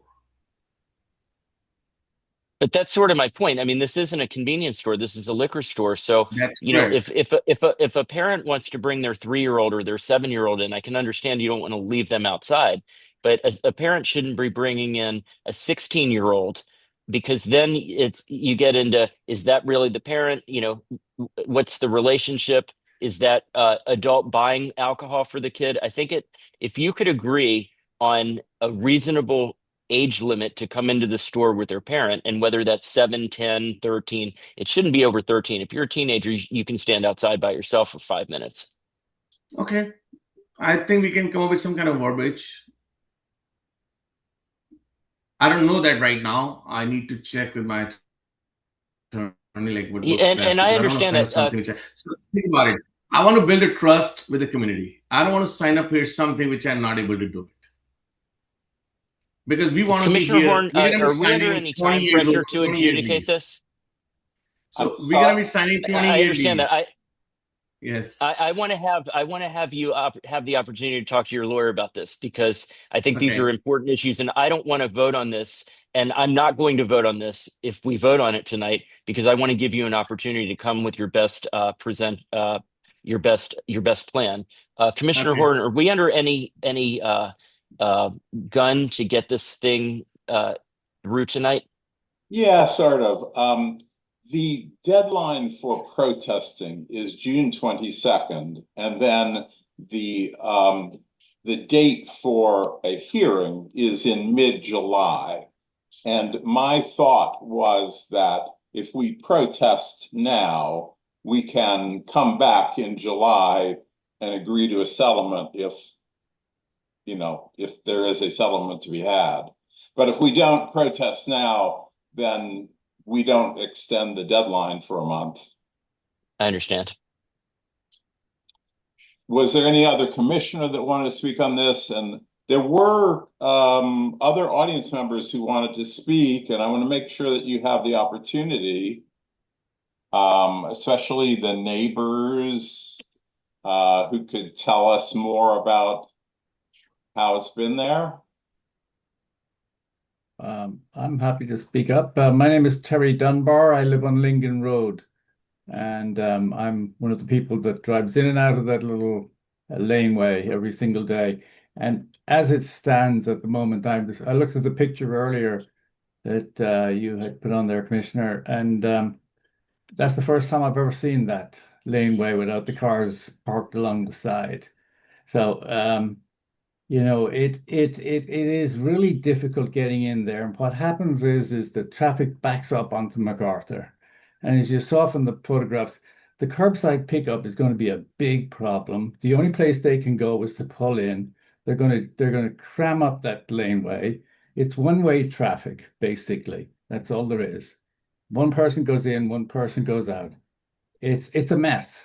It's a mess. Now, not all the time. There's lulls in the day, as we all know.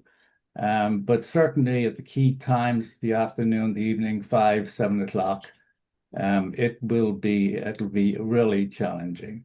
And you mentioned thoughtful operations and deliveries. Really, there's a lot more deliveries than you're mentioning, and there's no question about that. But that's my 2 cents worth. I can tell you that's how it is currently. Adding to the problem is not going to make it better on MacArthur for anybody. Yeah. So Terry, just to make sure I will make a point here. We will have no outdoor display, no sidewalks event, and no activities that would draw crowd outside the store. So for that, and also I would encourage you to go visit our current store, Exotic Wine and Spirits on Maryland Avenue, and see how we run the operation. That's going to give you a lot more confidence, the kind of store we run Yeah, and what we want to bring into this community. I And this is going to appreciate be a that you lot might. smaller footprint because it does not have, it's only have 1,100 square feet. I'm sure you do run a great store. There is no parking here.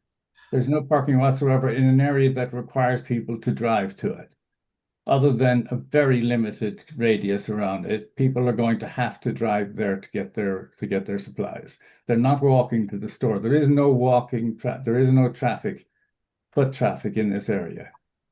Correct. And we will avoid people making a turn to that road, what's a LinkedIn road or whatever the name is. And we try to keep our, like, even the offsite deliveries on the MacArthur only, which is, and most of the time, the nature of business is delivery happens between in the afternoons and after 7 p.m. most of the time, right? This is kind of nature of business. It doesn't work all day long. It's only a few hours busy time. It's not like 7-Eleven, which you have like 24/7. They're busy. All right. I also And just my takeaways. One is the name change and the underage kids plan how they're going to enter the store. Anything else I'm missing here? Go ahead, No. Ms.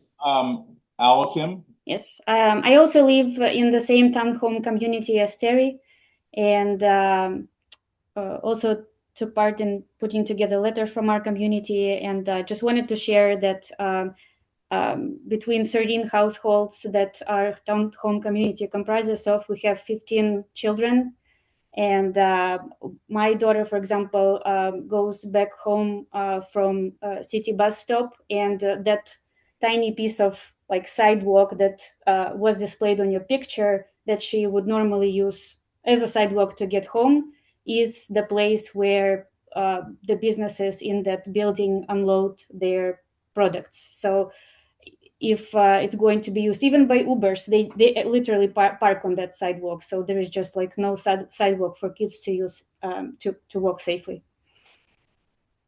And yeah, I just like literally wonder if simple trucks are going to use for unloading, and we need to get out of our townhome community, just like Yeah, we can instruct our suppliers not to enter in that street.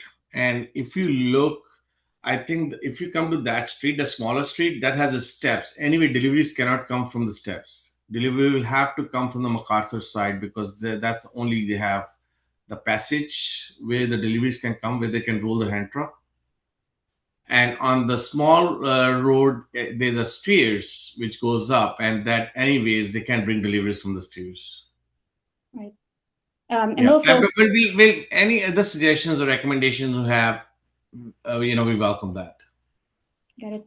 And also, just like a sentiment, I'm a frequent visitor of Bangkok, and they have had like multiple complaints made to school administration and like safety concerns. The sign on the door that they had for kids to not enter during school hours didn't seem to work perfectly for them. So just We something will to be take that aware of. suggestion and we can implement that.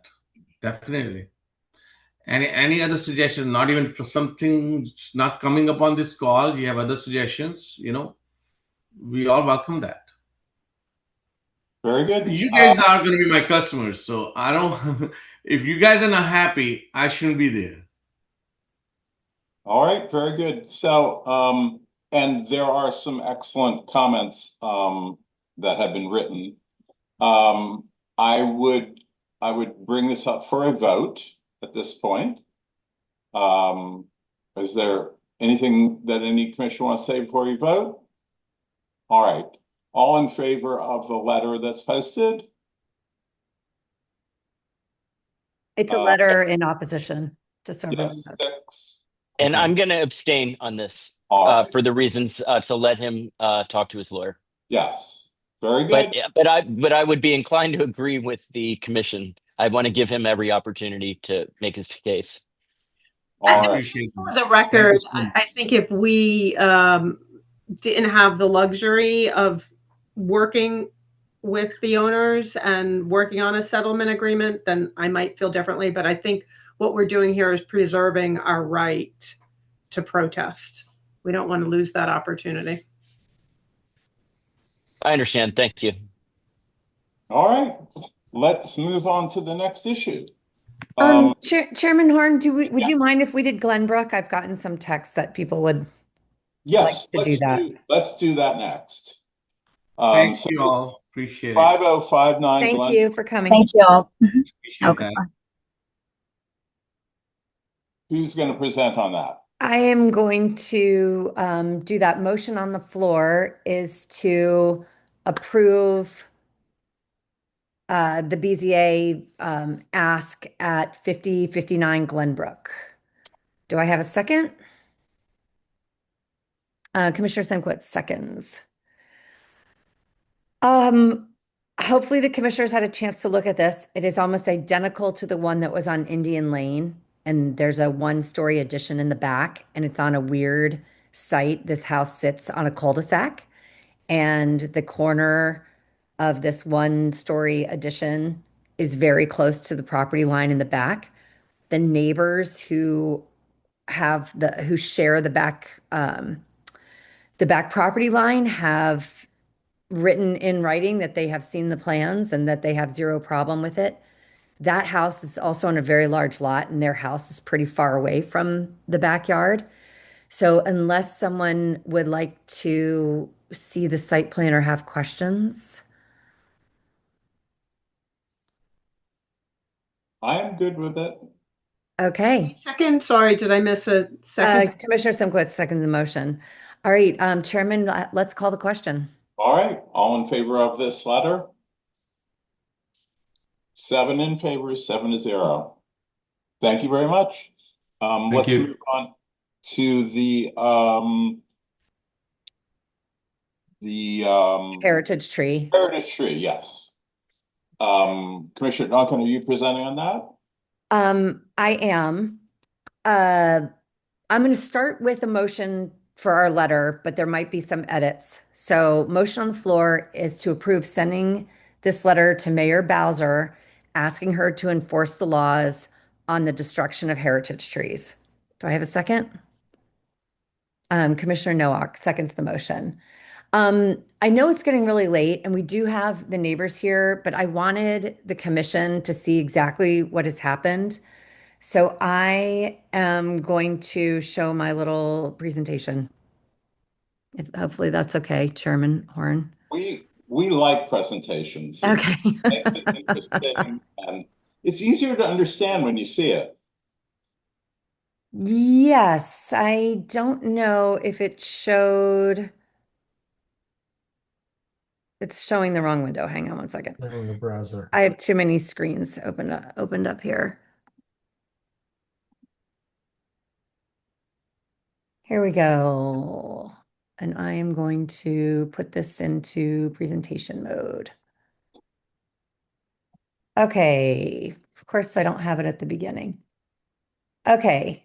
So this heritage tree sits on 48th Street, which is the street that runs along W Street Park and heads towards sort of Foxhall Crescent, 2250 48th.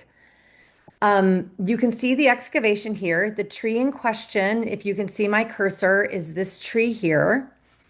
The neighbors who live here, John Simmons and Heather Keith are here. Hopefully, I would like to give them a chance to speak. But this lot was two lots. It had a big house on it. The house was torn down and it was split in two, and one of the homes on one side is almost finished. And then this home, which took a lot longer to get permitted, is now under construction. It is a huge heritage tree. It's 143 inches in circumference, and a heritage tree gets that designation after it's 100 inches in circumference. I have taken a snapshot of the building plans here. This is the site plan. You can see this dot line is the property line. This here is the front of the house. The dark gray is a portion of the house that was raised. So you can see where the hash marks is where this new house is going to be. So it's really only covering about a third of where the old house is. Right here is where this elm tree is. And the way that the building permit is designed is that if you look at the outline of the house here with the hash marks, this is actually the first floor exterior of the proposed house. The basement level does not include where my yellow square is. It actually cuts back and comes over, and this part of the first floor was supposed to be cantilevered over the ground to give the tree root system a little bit more space to breathe. If anyone has any questions about that, I'll go back. But they basically made the basement a little bit smaller to accommodate the tree roots. Wait, Commissioner Duncan, can you go back to that slide? Yeah. There's the smaller circle, which I assume is the trunk. Is that larger dotted circle the root line?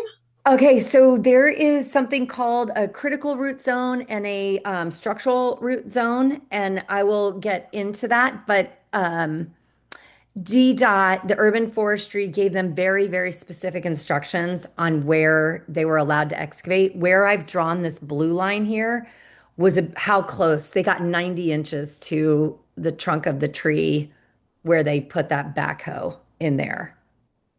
So they were allowed to dig up until the blue line. Not really. We're going to get to that. Okay. Okay. Um, This is a photo of where they dug. You can see it's hard to tell in this. This front tree is not the tree we're talking about. It's this back tree here, and they dug along here. And on the site plan, you could tell where it was notched over. They started their excavation notching right at the tree. This actually goes almost all the way to that plywood there. All right, this is a screenshot of all of the notes that are in the building permit in more than one location. And there is an advanced tree protection plan that has all of these notes, but all of this stuff in red, I spell it out on the next thing. They refer to the tree protection plan, which is a whole nother document that is very extensive. But this was printed on the plans. Construction within the SRZ, I believe that's the structural root zone of a tree to remain is not permitted. Construction within the CRZ, that's that bigger circle on the plans, of a tree to remain may be permitted provided the disturbance is less than 25% of the CRZ area and air spacing or hand excavation is undertaken to confirm there are no roots which conflict with the proposed construction that are more than 2 inches in diameter. It also says if this tree is partially on someone else's property, which this one was, before they disturb it, they need to give the neighbors written advance notice. This is a basic timeline of all of this. I know Commissioner Horn and I met with the neighbors there early last year, but it may even have been 2024 when this whole project was proposed before that original house was raised. But in May of last year, there was a pruning meeting that included the neighbors, the owners, the thing, and it's not a great time to prune the trees. And urban forestry was like, you can only prune these small limbs. Then on May 31st, there's all this unauthorized pruning. Everyone's just going in and doing what they want. The tree protection plan, requires the fencing around these big trees. That was in place. And on December 18th, the fencing was removed by the excavation crew. And urban forestry was called. They came out right away. They stopped the work. They talked to the contractor, explained what needed to be done. The winter happened come March. Second time, fence was removed again. Excavators are coming in. Urban forestry is called. They come out, they halt the work. Everyone is told exactly what needs to happen. And then, unfortunately, on or about April 8th, the neighbors weren't there. They were on vacation. And the excavator came in, and you saw what they did in those photos. Very obvious. There's video of the excavator, huge equipment. Apparently on April 9th, I guess urban forestry was alerted and there was this emergency meeting. Blue Star Design Build is the contractor. The tree is now in danger of falling over. So now, I guess about a month later, on May 6th, around the time that the ANC heard about this, we heard about this on May 8th through an email. DDOT issued a permit to remove the tree because it's about to come down. The tree has not come down because they need permission from the neighbors, and they are also documenting. They have their own arborist. I'll let them explain what they're doing. But I learned today from the neighbors that the tree is scheduled to be removed on June 17th. I think Pepco is out there today doing something to the power lines or whatever. This is where you can see how big these roots are that they just cut through with this excavator. And now we're going to lose this heritage tree. Okay, I'm going to stop sharing. I can go back to any of those things, but this is where we currently are. Commissioner Horn, Andrew Heimer, Chuck Elkins, and I, we have been raising hell with DOB and urban forestry. Urban forestry, under the law, issues fines, and we have been told by their legal counsel that they will be issuing the steepest fine that they can. Under the law, DOB can revoke the building permit. They cannot issue building permits to the contractors that are found guilty, whether it's the general, the subcontractor, all of them. They can not issue building permits for 3 years. And the licensing division, the licensing agency, can take away your business license to do business in DC for 2 years. So we have been asking the Department of Buildings what they're going to do. Right now, they have issued a stop work order on this site, but it is not for taking down the tree. It is because they have excavated such a deep hole and they have no plan to shore it up, which is exactly the reason why someone died in Wesley Heights a few years ago because the site collapsed in on somebody. So there's no work happening on the site.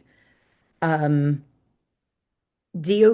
told us the other day in writing that they are waiting for drawings of the shoring of the site that the contractor needs to do to make this site safe. And I do believe under the law, they should issue that permit and they should make that site safe. But right now, the city is not, they have not indicated to us. In fact, they have indicated to us that that's all they're going to do. So I'd like to open it up for discussion. This letter basically asks the mayor, could you please just follow the law? You don't really have a choice here. Like everybody knows this happened. Everyone knows it was willful and nobody's doing anything. Commissioner, Speech ended. Commissioner Elkins? Well, just one clarification. I read the law as saying the mayor shall take away the license for 3 years and shall take away keep them from constructing for 3 years and shall take away their license, provided, of course, that they meet the conditions in the statute, which has to do with intentionally doing what they did.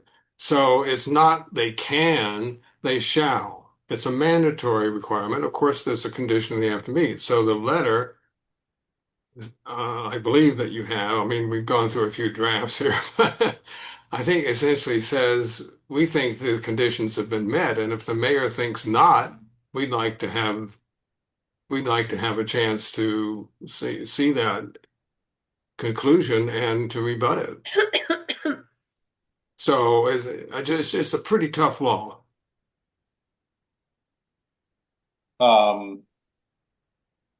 Heather or any neighbors want to?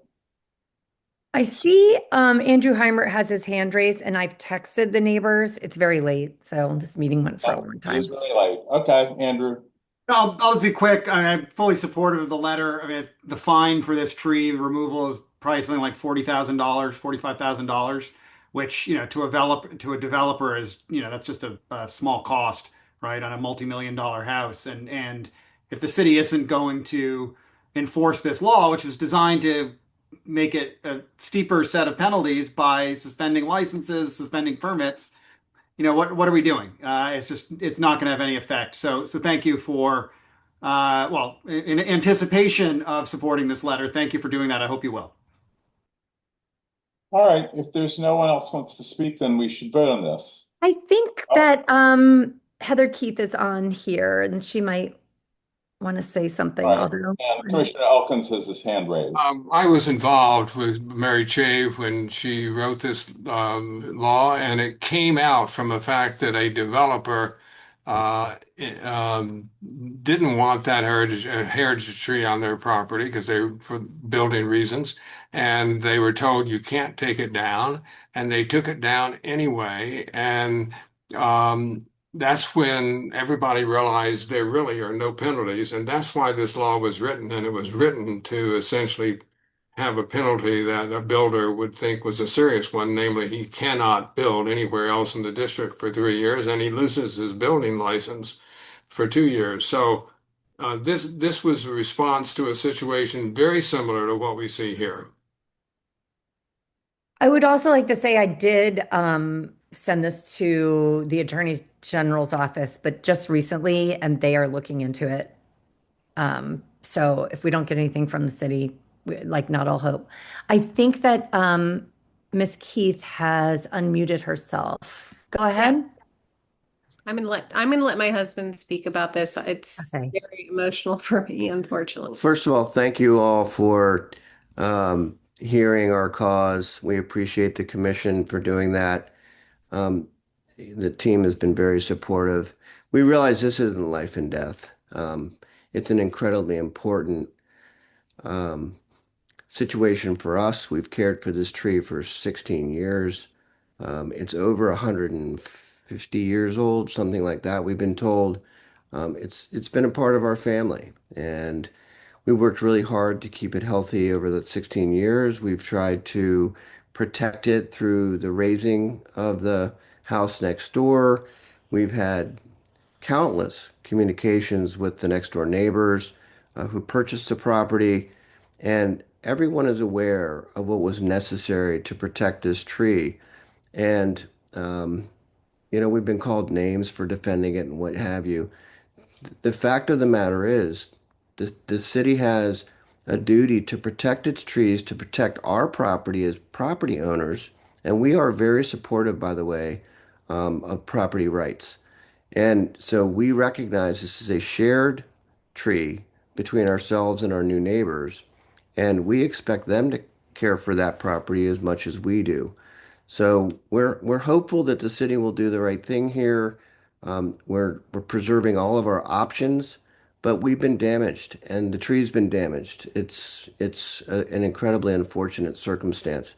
And as I said before, we really appreciate the support of the commission, and we're hoping that something good can come out of this in a future, tree protection element. I will say this as well. DDOT and urban forestry have been very active with this, but they've been unable to affect the kinds of protections for the tree by the excavators, Blue Star, and the owners that was necessary to protect this magnificent tree.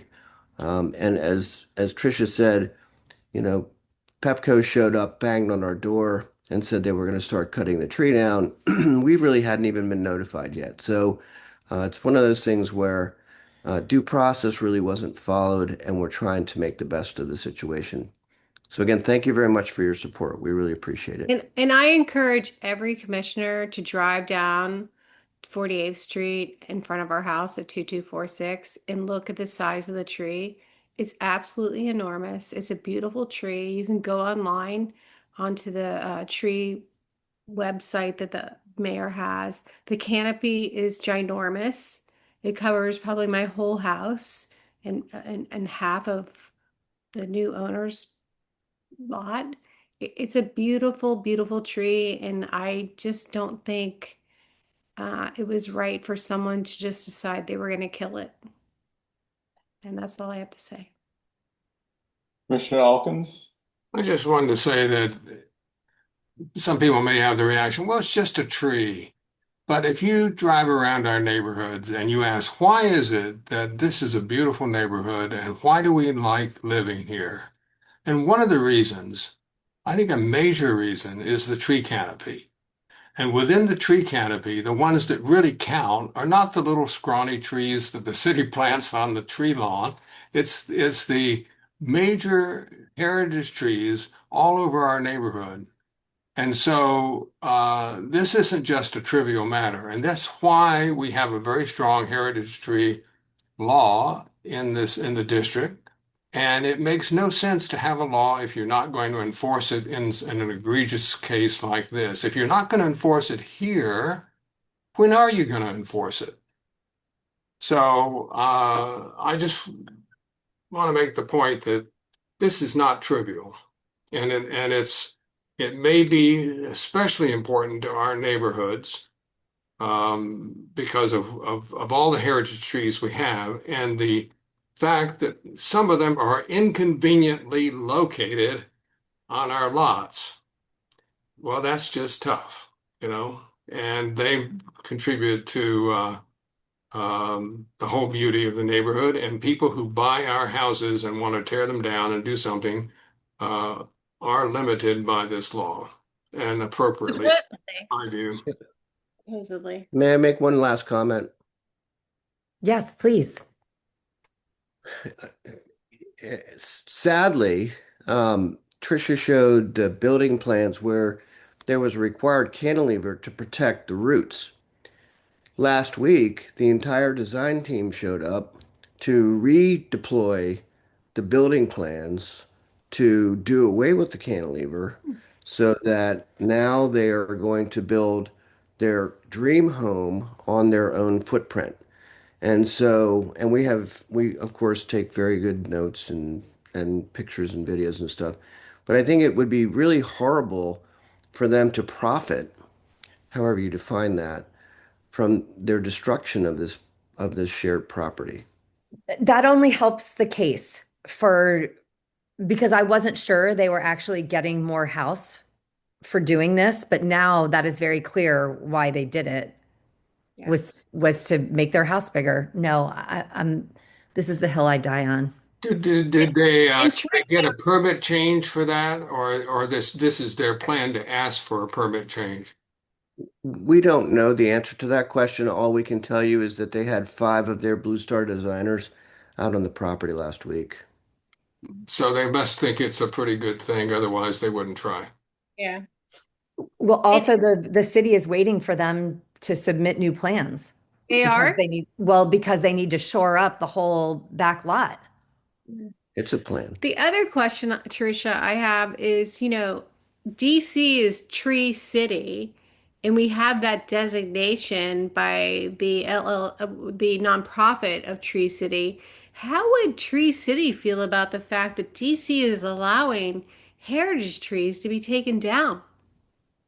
I mean, I don't know if that's something we could bring up, but it's something to think about.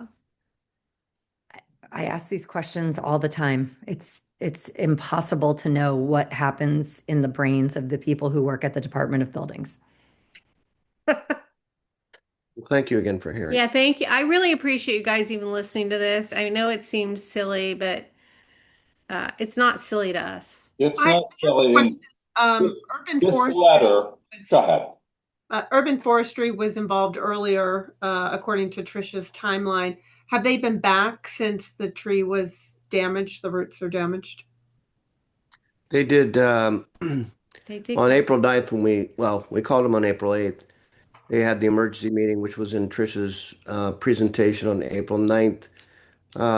They then came back maybe 10 or 14 days later with their emergency arborist team. That was when the decision was made to condemn the tree.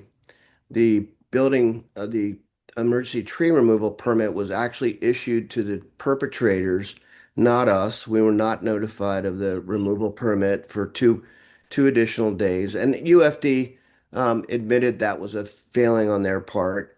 It's just the whole thing is just that the timeline is baffling. And we ended up having a conversation with their attorney, John O'Neill, nice fella. But it's just one of those things where, um, as I said in the the beginning of the conversation, I think we've been damaged. Our property's been damaged, right? And so we don't feel like the agencies have recognized that there's a co-ownership arrangement here and that they have an obligation to notify all parties at the same time. So, sorry. Okay, so this letter is the next step in, getting something done here. And I'd like to bring it up for a vote. There were some changes made from when it was posted on the website. I feel like to do this properly, do you think I could just show it to everyone just quickly? just to make sure. So this is the letter. It's to Mayor Bowser. This letter actually makes the language a little bit stronger. Um, just added subsequent to the removal of substantial part of the critical root zone of the tree. The first paragraph, basically, we're saying, yes, there's a permit to remove the tree now, but it wasn't until after they destroyed the roots. Um, we make it very clear that they ignored all of the instructions on the plans. I had originally had that they were stopped on 3 occasions. I believe it was now 2 occasions that they removed the fence and I think it's 4, Tricia. But it's okay. how many times did you guys actually call urban forestry and say, hey, they've taken down the tree protection? At least 3. I personally did it too, but I think you're fine at leaving it at 2. That's indisputable. Why can't I you mean, Okay. but because you're going to find that the builders on the other side, they instructed the crews. They told us, and then they would do this under oath. They told us they told them 3 or 4 times when they tried to take it down when we weren't around. So, but I think 2's Okay. fine. That'll be fine. Okay. Anyway, I just wanted the commission to know that was the only changes we made were in those 3 paragraphs, and I'd like to thank Tricia, can you Cindy. show the first paragraph? I had a concern about the first paragraph. Yes. I can't see it. First paragraph, top paragraph. Oh, the first paragraph. Here we go. Yes, I want to make a motion to remove um, the portion of the sentence that says by rescinding the building permit. Ah, yes, friendly amendment. All right. That is an excuse for the mayor and department to simply rescind the permit and reissue it. And they say, well, we took care of ANC 3D. Yep. We want them to actually impose the penalties in the law. Removing the permit is like a joke. Okay. I won't go into detail on the record. Friendly amendment accepted. Because and I think the future permits for 3 years, since they now need to reapply, captures the part that was just struck out as well. Did they have to reapply though? So when I asked the Department of Buildings why there was a stop work order on the property, I said, was it because they took down the tree? And they said, no, it is because the site is hazardous because of all of the excavation. There's no shoring up of those walls. So they said, we have asked them to resubmit plans to show us how you're going to shore up those walls during construction. And then I wrote back and said, are there going to be any other penalties? And then it's just been crickets. The fact that the Blue Star Design Build thinks that they can come back and redesign the footprint of the house makes me think that the reason I asked about the timeline on urban forestry is, have we contemplated asking them to sign on to this request with us? Because they have a vested interest in enforcement of these rules across the city. That it is really their raison d'etre to make sure that these are enforced. I am a little bit concerned that we haven't seen the fines imposed yet. But I think you're right. When we met with John O'Neill, they had already calculated the fines. This was 3 weeks ago. 3 weeks ago, and nothing's happened yet. So, And beside that, I mean, Bernie, you can talk to this. They shifted the critical root zone. Am I not mistaken? They like reduced the amount of space in the critical root zone for them for whatever reason. So they already gave them some accommodation, and then Blue Star blew right past the accommodation they already received. correct. Yeah. In any case, they work for the mayor, and the mayor is a build, baby, build mayor. And that's the message that the director of DOB gets every day. You notice he's in charge of also making sure that the RFK Stadium project is done well. At the same time, he runs the regulatory agency that gives the license.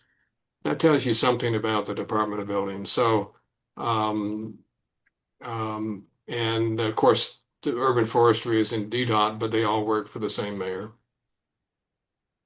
I just Okay. want to say out loud that that's incredibly disappointing that I have to distrust my government of DC. I hate to say it. It's very.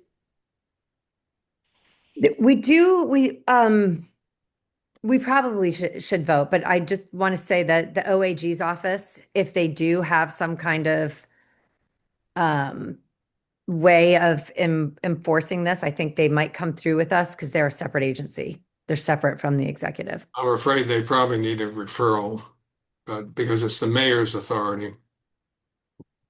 The statute gives the authority to the mayor. I don't know Nothing.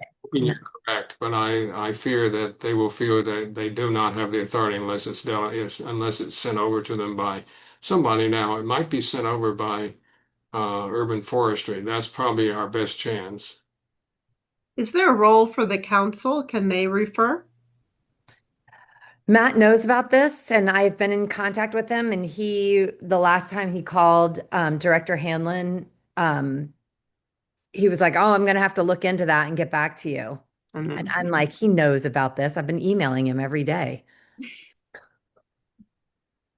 All right, like this letter is just one step in this Yes, one process. step. Okay, so we should take this step and we will continue to do other things. Commissioner Blumenthal, you had something? Okay. All in favor of this letter? 7 in favor, it's unanimous. And this is just one thing that we're doing. We're going to keep fighting. Thank you, John and Heather. Thank you so much. We're in favor too, by the way. Commissioner Elkins, you want to bring up the stormwater infrastructure letter to Councilmember Allen?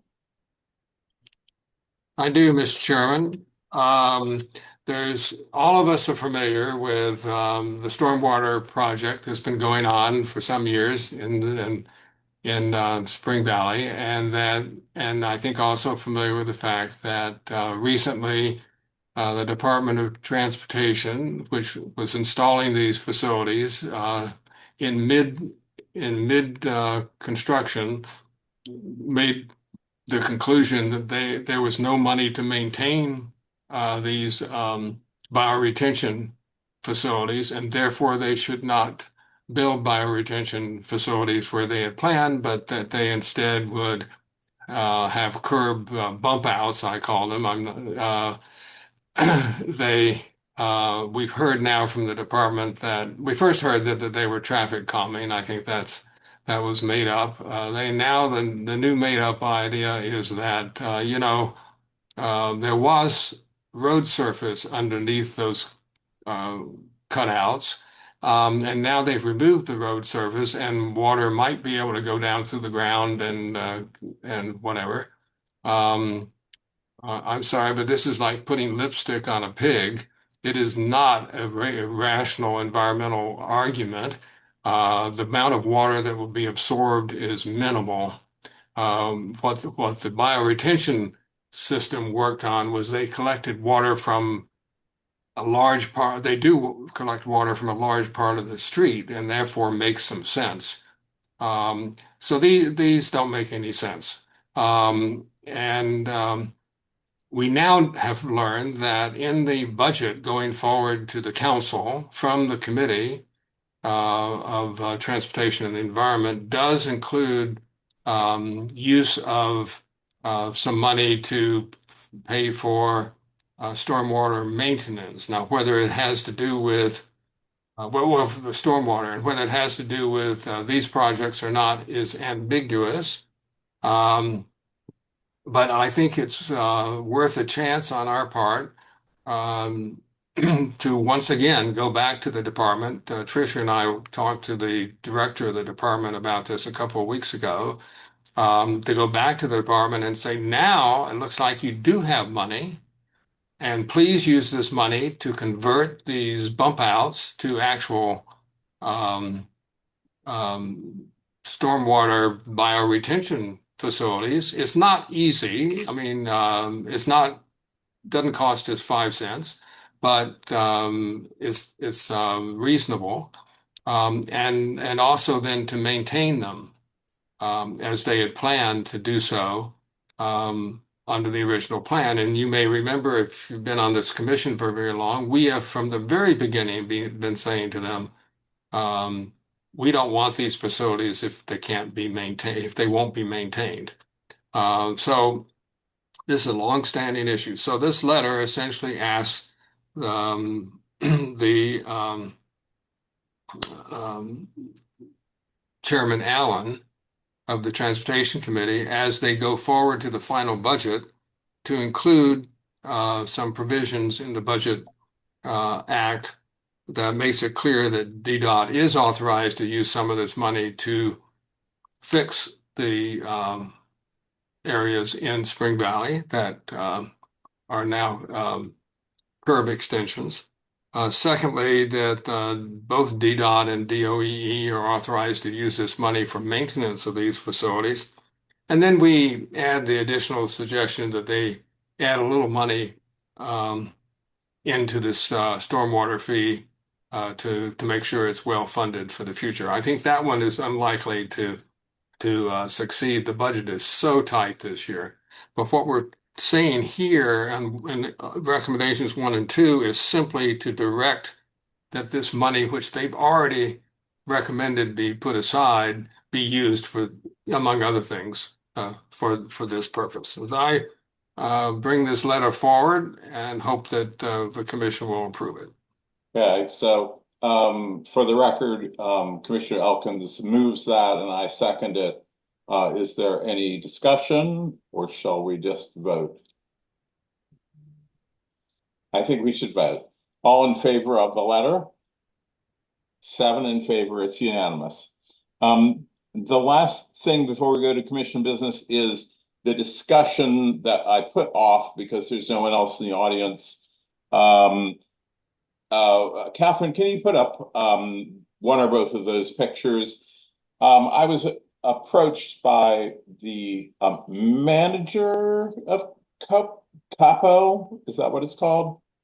And there is a trash can right in front of 4822 MacArthur, which is where the sushi restaurant is. And you see it's across the street from the CVS. And it too often looks like this.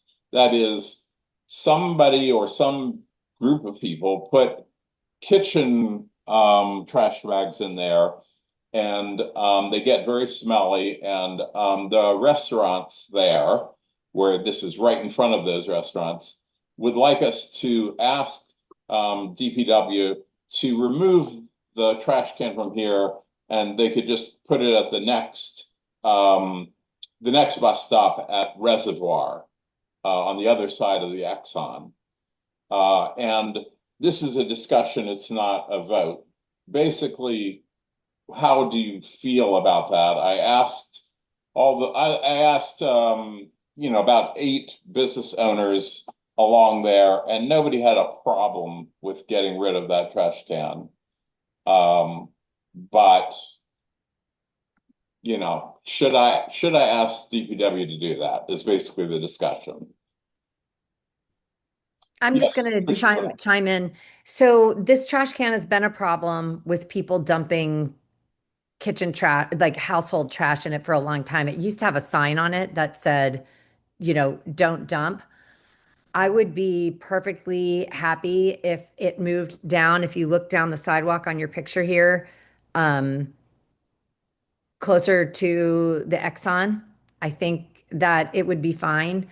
Ari is the owner. He and his wife are the owner of Capo, and they actually live in the neighborhood. They live on Loughborough, I think, in Quentin's SMD. And I think that we would not see the problems if the trash can were moved. I do know that I got DPW to do some trash cans over in front of the Fitzgerald by putting in a 311 request. It took about 4 months, but this one's relocating existing equipment, so maybe we could start there. I see no problem with this at all. Okay, any other input?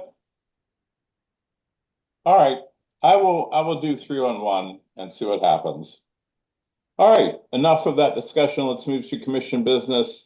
Treasurer's report, Commissioner Elkins. I've provided the treasurer's report to you. It's nothing unusual. We have the transcripts. We have Catherine's fee and a few stamps from the post office. And then the biggest expense is for Go Vocal for our 1 year extension of our contract and for $2,100. We have almost $41,000 in the bank. Plus, we've got about equivalent amount in the savings account. So everything is fine. No unusual expenditures. Any discussion? Does this have to be approved? No. Okay. No. Move to the approval of the minutes for May. Commissioner Nowak. Thank you, Chairman Horn. I ask my commissioners to join me in approving the minutes from our May meeting. They were distributed to you earlier in the month and can be found on the website. There were a few typos, but in substance are what you have seen. Can I get a second? Yes, Commissioner Duncan seconds. Any discussion? All in favor of approving the minutes? 7 in favor, that's unanimous. The next meeting is scheduled for July 1st. Is there anything else to talk about before we adjourn? Is there any merit in moving the July meeting till after July 4th? Well, for me, it's better on July 1st, but All right, you're the chair, so it's better. We're good. We're good. okay. Okay, I hate to delay us, but I have a question. I was thinking about the comprehensive plan, and maybe this would be a great thing to do Go Vocal this summer. Is it possible for us to use our grant money to get an intern or two and actually pay them? I don't know, that would be, I don't want to speak for the treasurer, but I don't think we need grant money for that. I think we just need to pass a vote that says we're going to take money from our reserves. A contract for it. Yes, it'd be a contract. Contract. What purpose did you see I mean, I'm in favor of us doing something on Go Vocal and et cetera, regard to this. I think our neighbors will care about this, do care about this but they need to learn about it.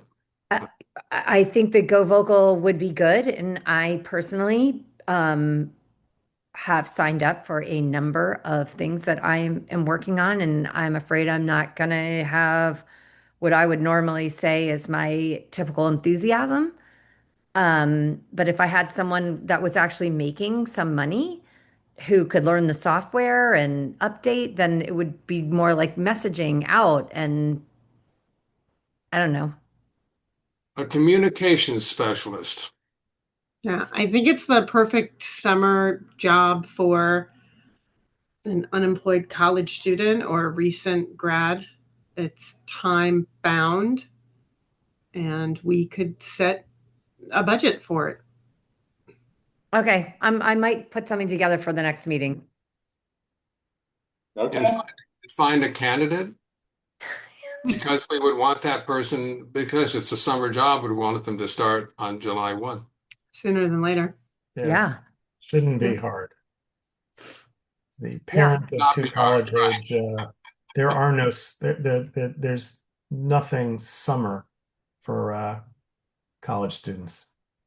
So, but could we just scope this a little bit? Because I think this is a very good idea that is not just to run the Go Vocal thing, which is very important. And I understand your point about that, Tricia. It does take time, and it would be helpful to have somebody who's very skilled on that. But it's also to really get into the depths of this comprehensive plan in a way that I'm not sure the people in the planning office are ready for us to get into it. But there are other cities maybe to look around to it. Other people have been going through this debate about what to do about single family zoning. We're not the first. And it is, of course, controversial, but it's also maybe many people feel it's necessary. So if it's coming, we ought to do it in a wise way. So how can we do it in a wise? What are the alternatives for doing this in an intelligent way? You notice that the people running for the mayor think that we should do more. And that's all the words I've heard. And I have not heard anybody who's against this except tonight, and some emails based on this. So I think there's a lot of staff work. That's not just communications, but it's also helping us understand and get forward to the public what the pros and cons are, and some things that can be done. And I'll just take one more second of your time, and that is, for instance, people in my neighborhood, if a apartment building was going up next door, would be as much concerned about what it looks like as with regard to than just the parking and more people on the street. They really like the way their neighborhood looks, and they don't want it to look like an apartment building street. So that's an architectural issue. How have other cities dealt with this? Surely they've dealt with it. I don't see the Office of Planning helping us on this at all. I've asked them, and they won't, in other sessions. This is not their thing. I think we would need to get someone who has an interest in urban planning because we're going to be asking someone to do some research for us I too. think this has gone beyond the scope of communications and into more urban planning. Yeah. But surely the students must be, somebody must be studying urban planning in our universities around here. AU, GW, students right here. Yeah. Or, maybe we've got someone who is away at college and home for the summer. So why don't we then make the action that by our next meeting, we'll have a proposal scoped out with what the scope of the engagement might look like, the total cost that we could vote on approving that. And then, Tricia, in the background, if we've actually scoped out a person to do it, I'm happy to help you work on scoping that out. Yeah, let's have a contract in front of us and the person. I think we need to move ahead on this. We don't want to wait. We're not going to meet in August, right? So we're not waiting in September to hire this person. Yeah. Let's hire them on July 1. I don't think that we have the information on July 1. I think that they're going to give us a detailed plan in September or after September. It's the detailed plan that we have to get out to people and engage with them on. Well, I'm not so sure. I think the questions of what if we're going to do away with single family zoning on portions of our neighborhoods, what are the disadvantages of that? How do we cope with those disadvantages? One of them which is definitely architecture. And I think if we wait until September, we're really behind the ball. If you didn't get that message tonight, I certainly did. They are going to be telling us what they think the answer is. We're going to have two people running for mayor, or at least one person running for mayor, and maybe somebody running along behind from the other party trying to be mayor. And the race is already on. I haven't, I'm not against this. I'm in favor of us having an intelligent conversation about this topic in our neighborhood because people are going to care and they're going to hold us responsible. They should hold us responsible if we don't encourage an intelligent conversation about it. And so they feel as if they're being heard in September.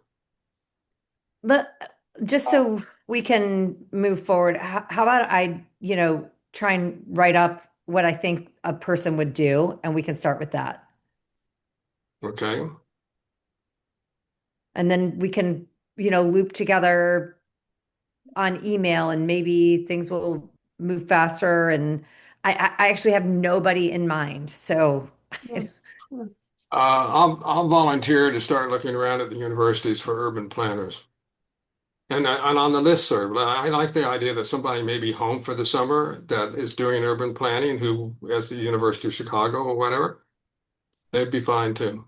Why don't we go on the listserv? Why don't I just say I'm looking for somebody to do urban planning so it doesn't get the rest of you involved. So, great. I don't want to get ahead of you. I'll start looking for somebody who's an expert in urban planning and Okay. good with the computer. Yeah. And I don't think that it's necessarily just a summer job to the point that we're going to have to continue engaging with the planning, the Office of Planning. This might be a job for, an underemployed urban planner to do as a second job. It's all online, so.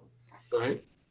Well, that's true. And it could also be a student who has another year Yep. getting his degree in urban planning right here in Washington, maybe. Yeah. Okay, so Tricia will work on something. And is there anything else before we adjourn? Seeing nothing else, we are adjourned at about 10:47, making it the Thank you, longest meeting Chairman we've had in Horn. a long time. Thank you. Good night. Thank you, everyone who's still on.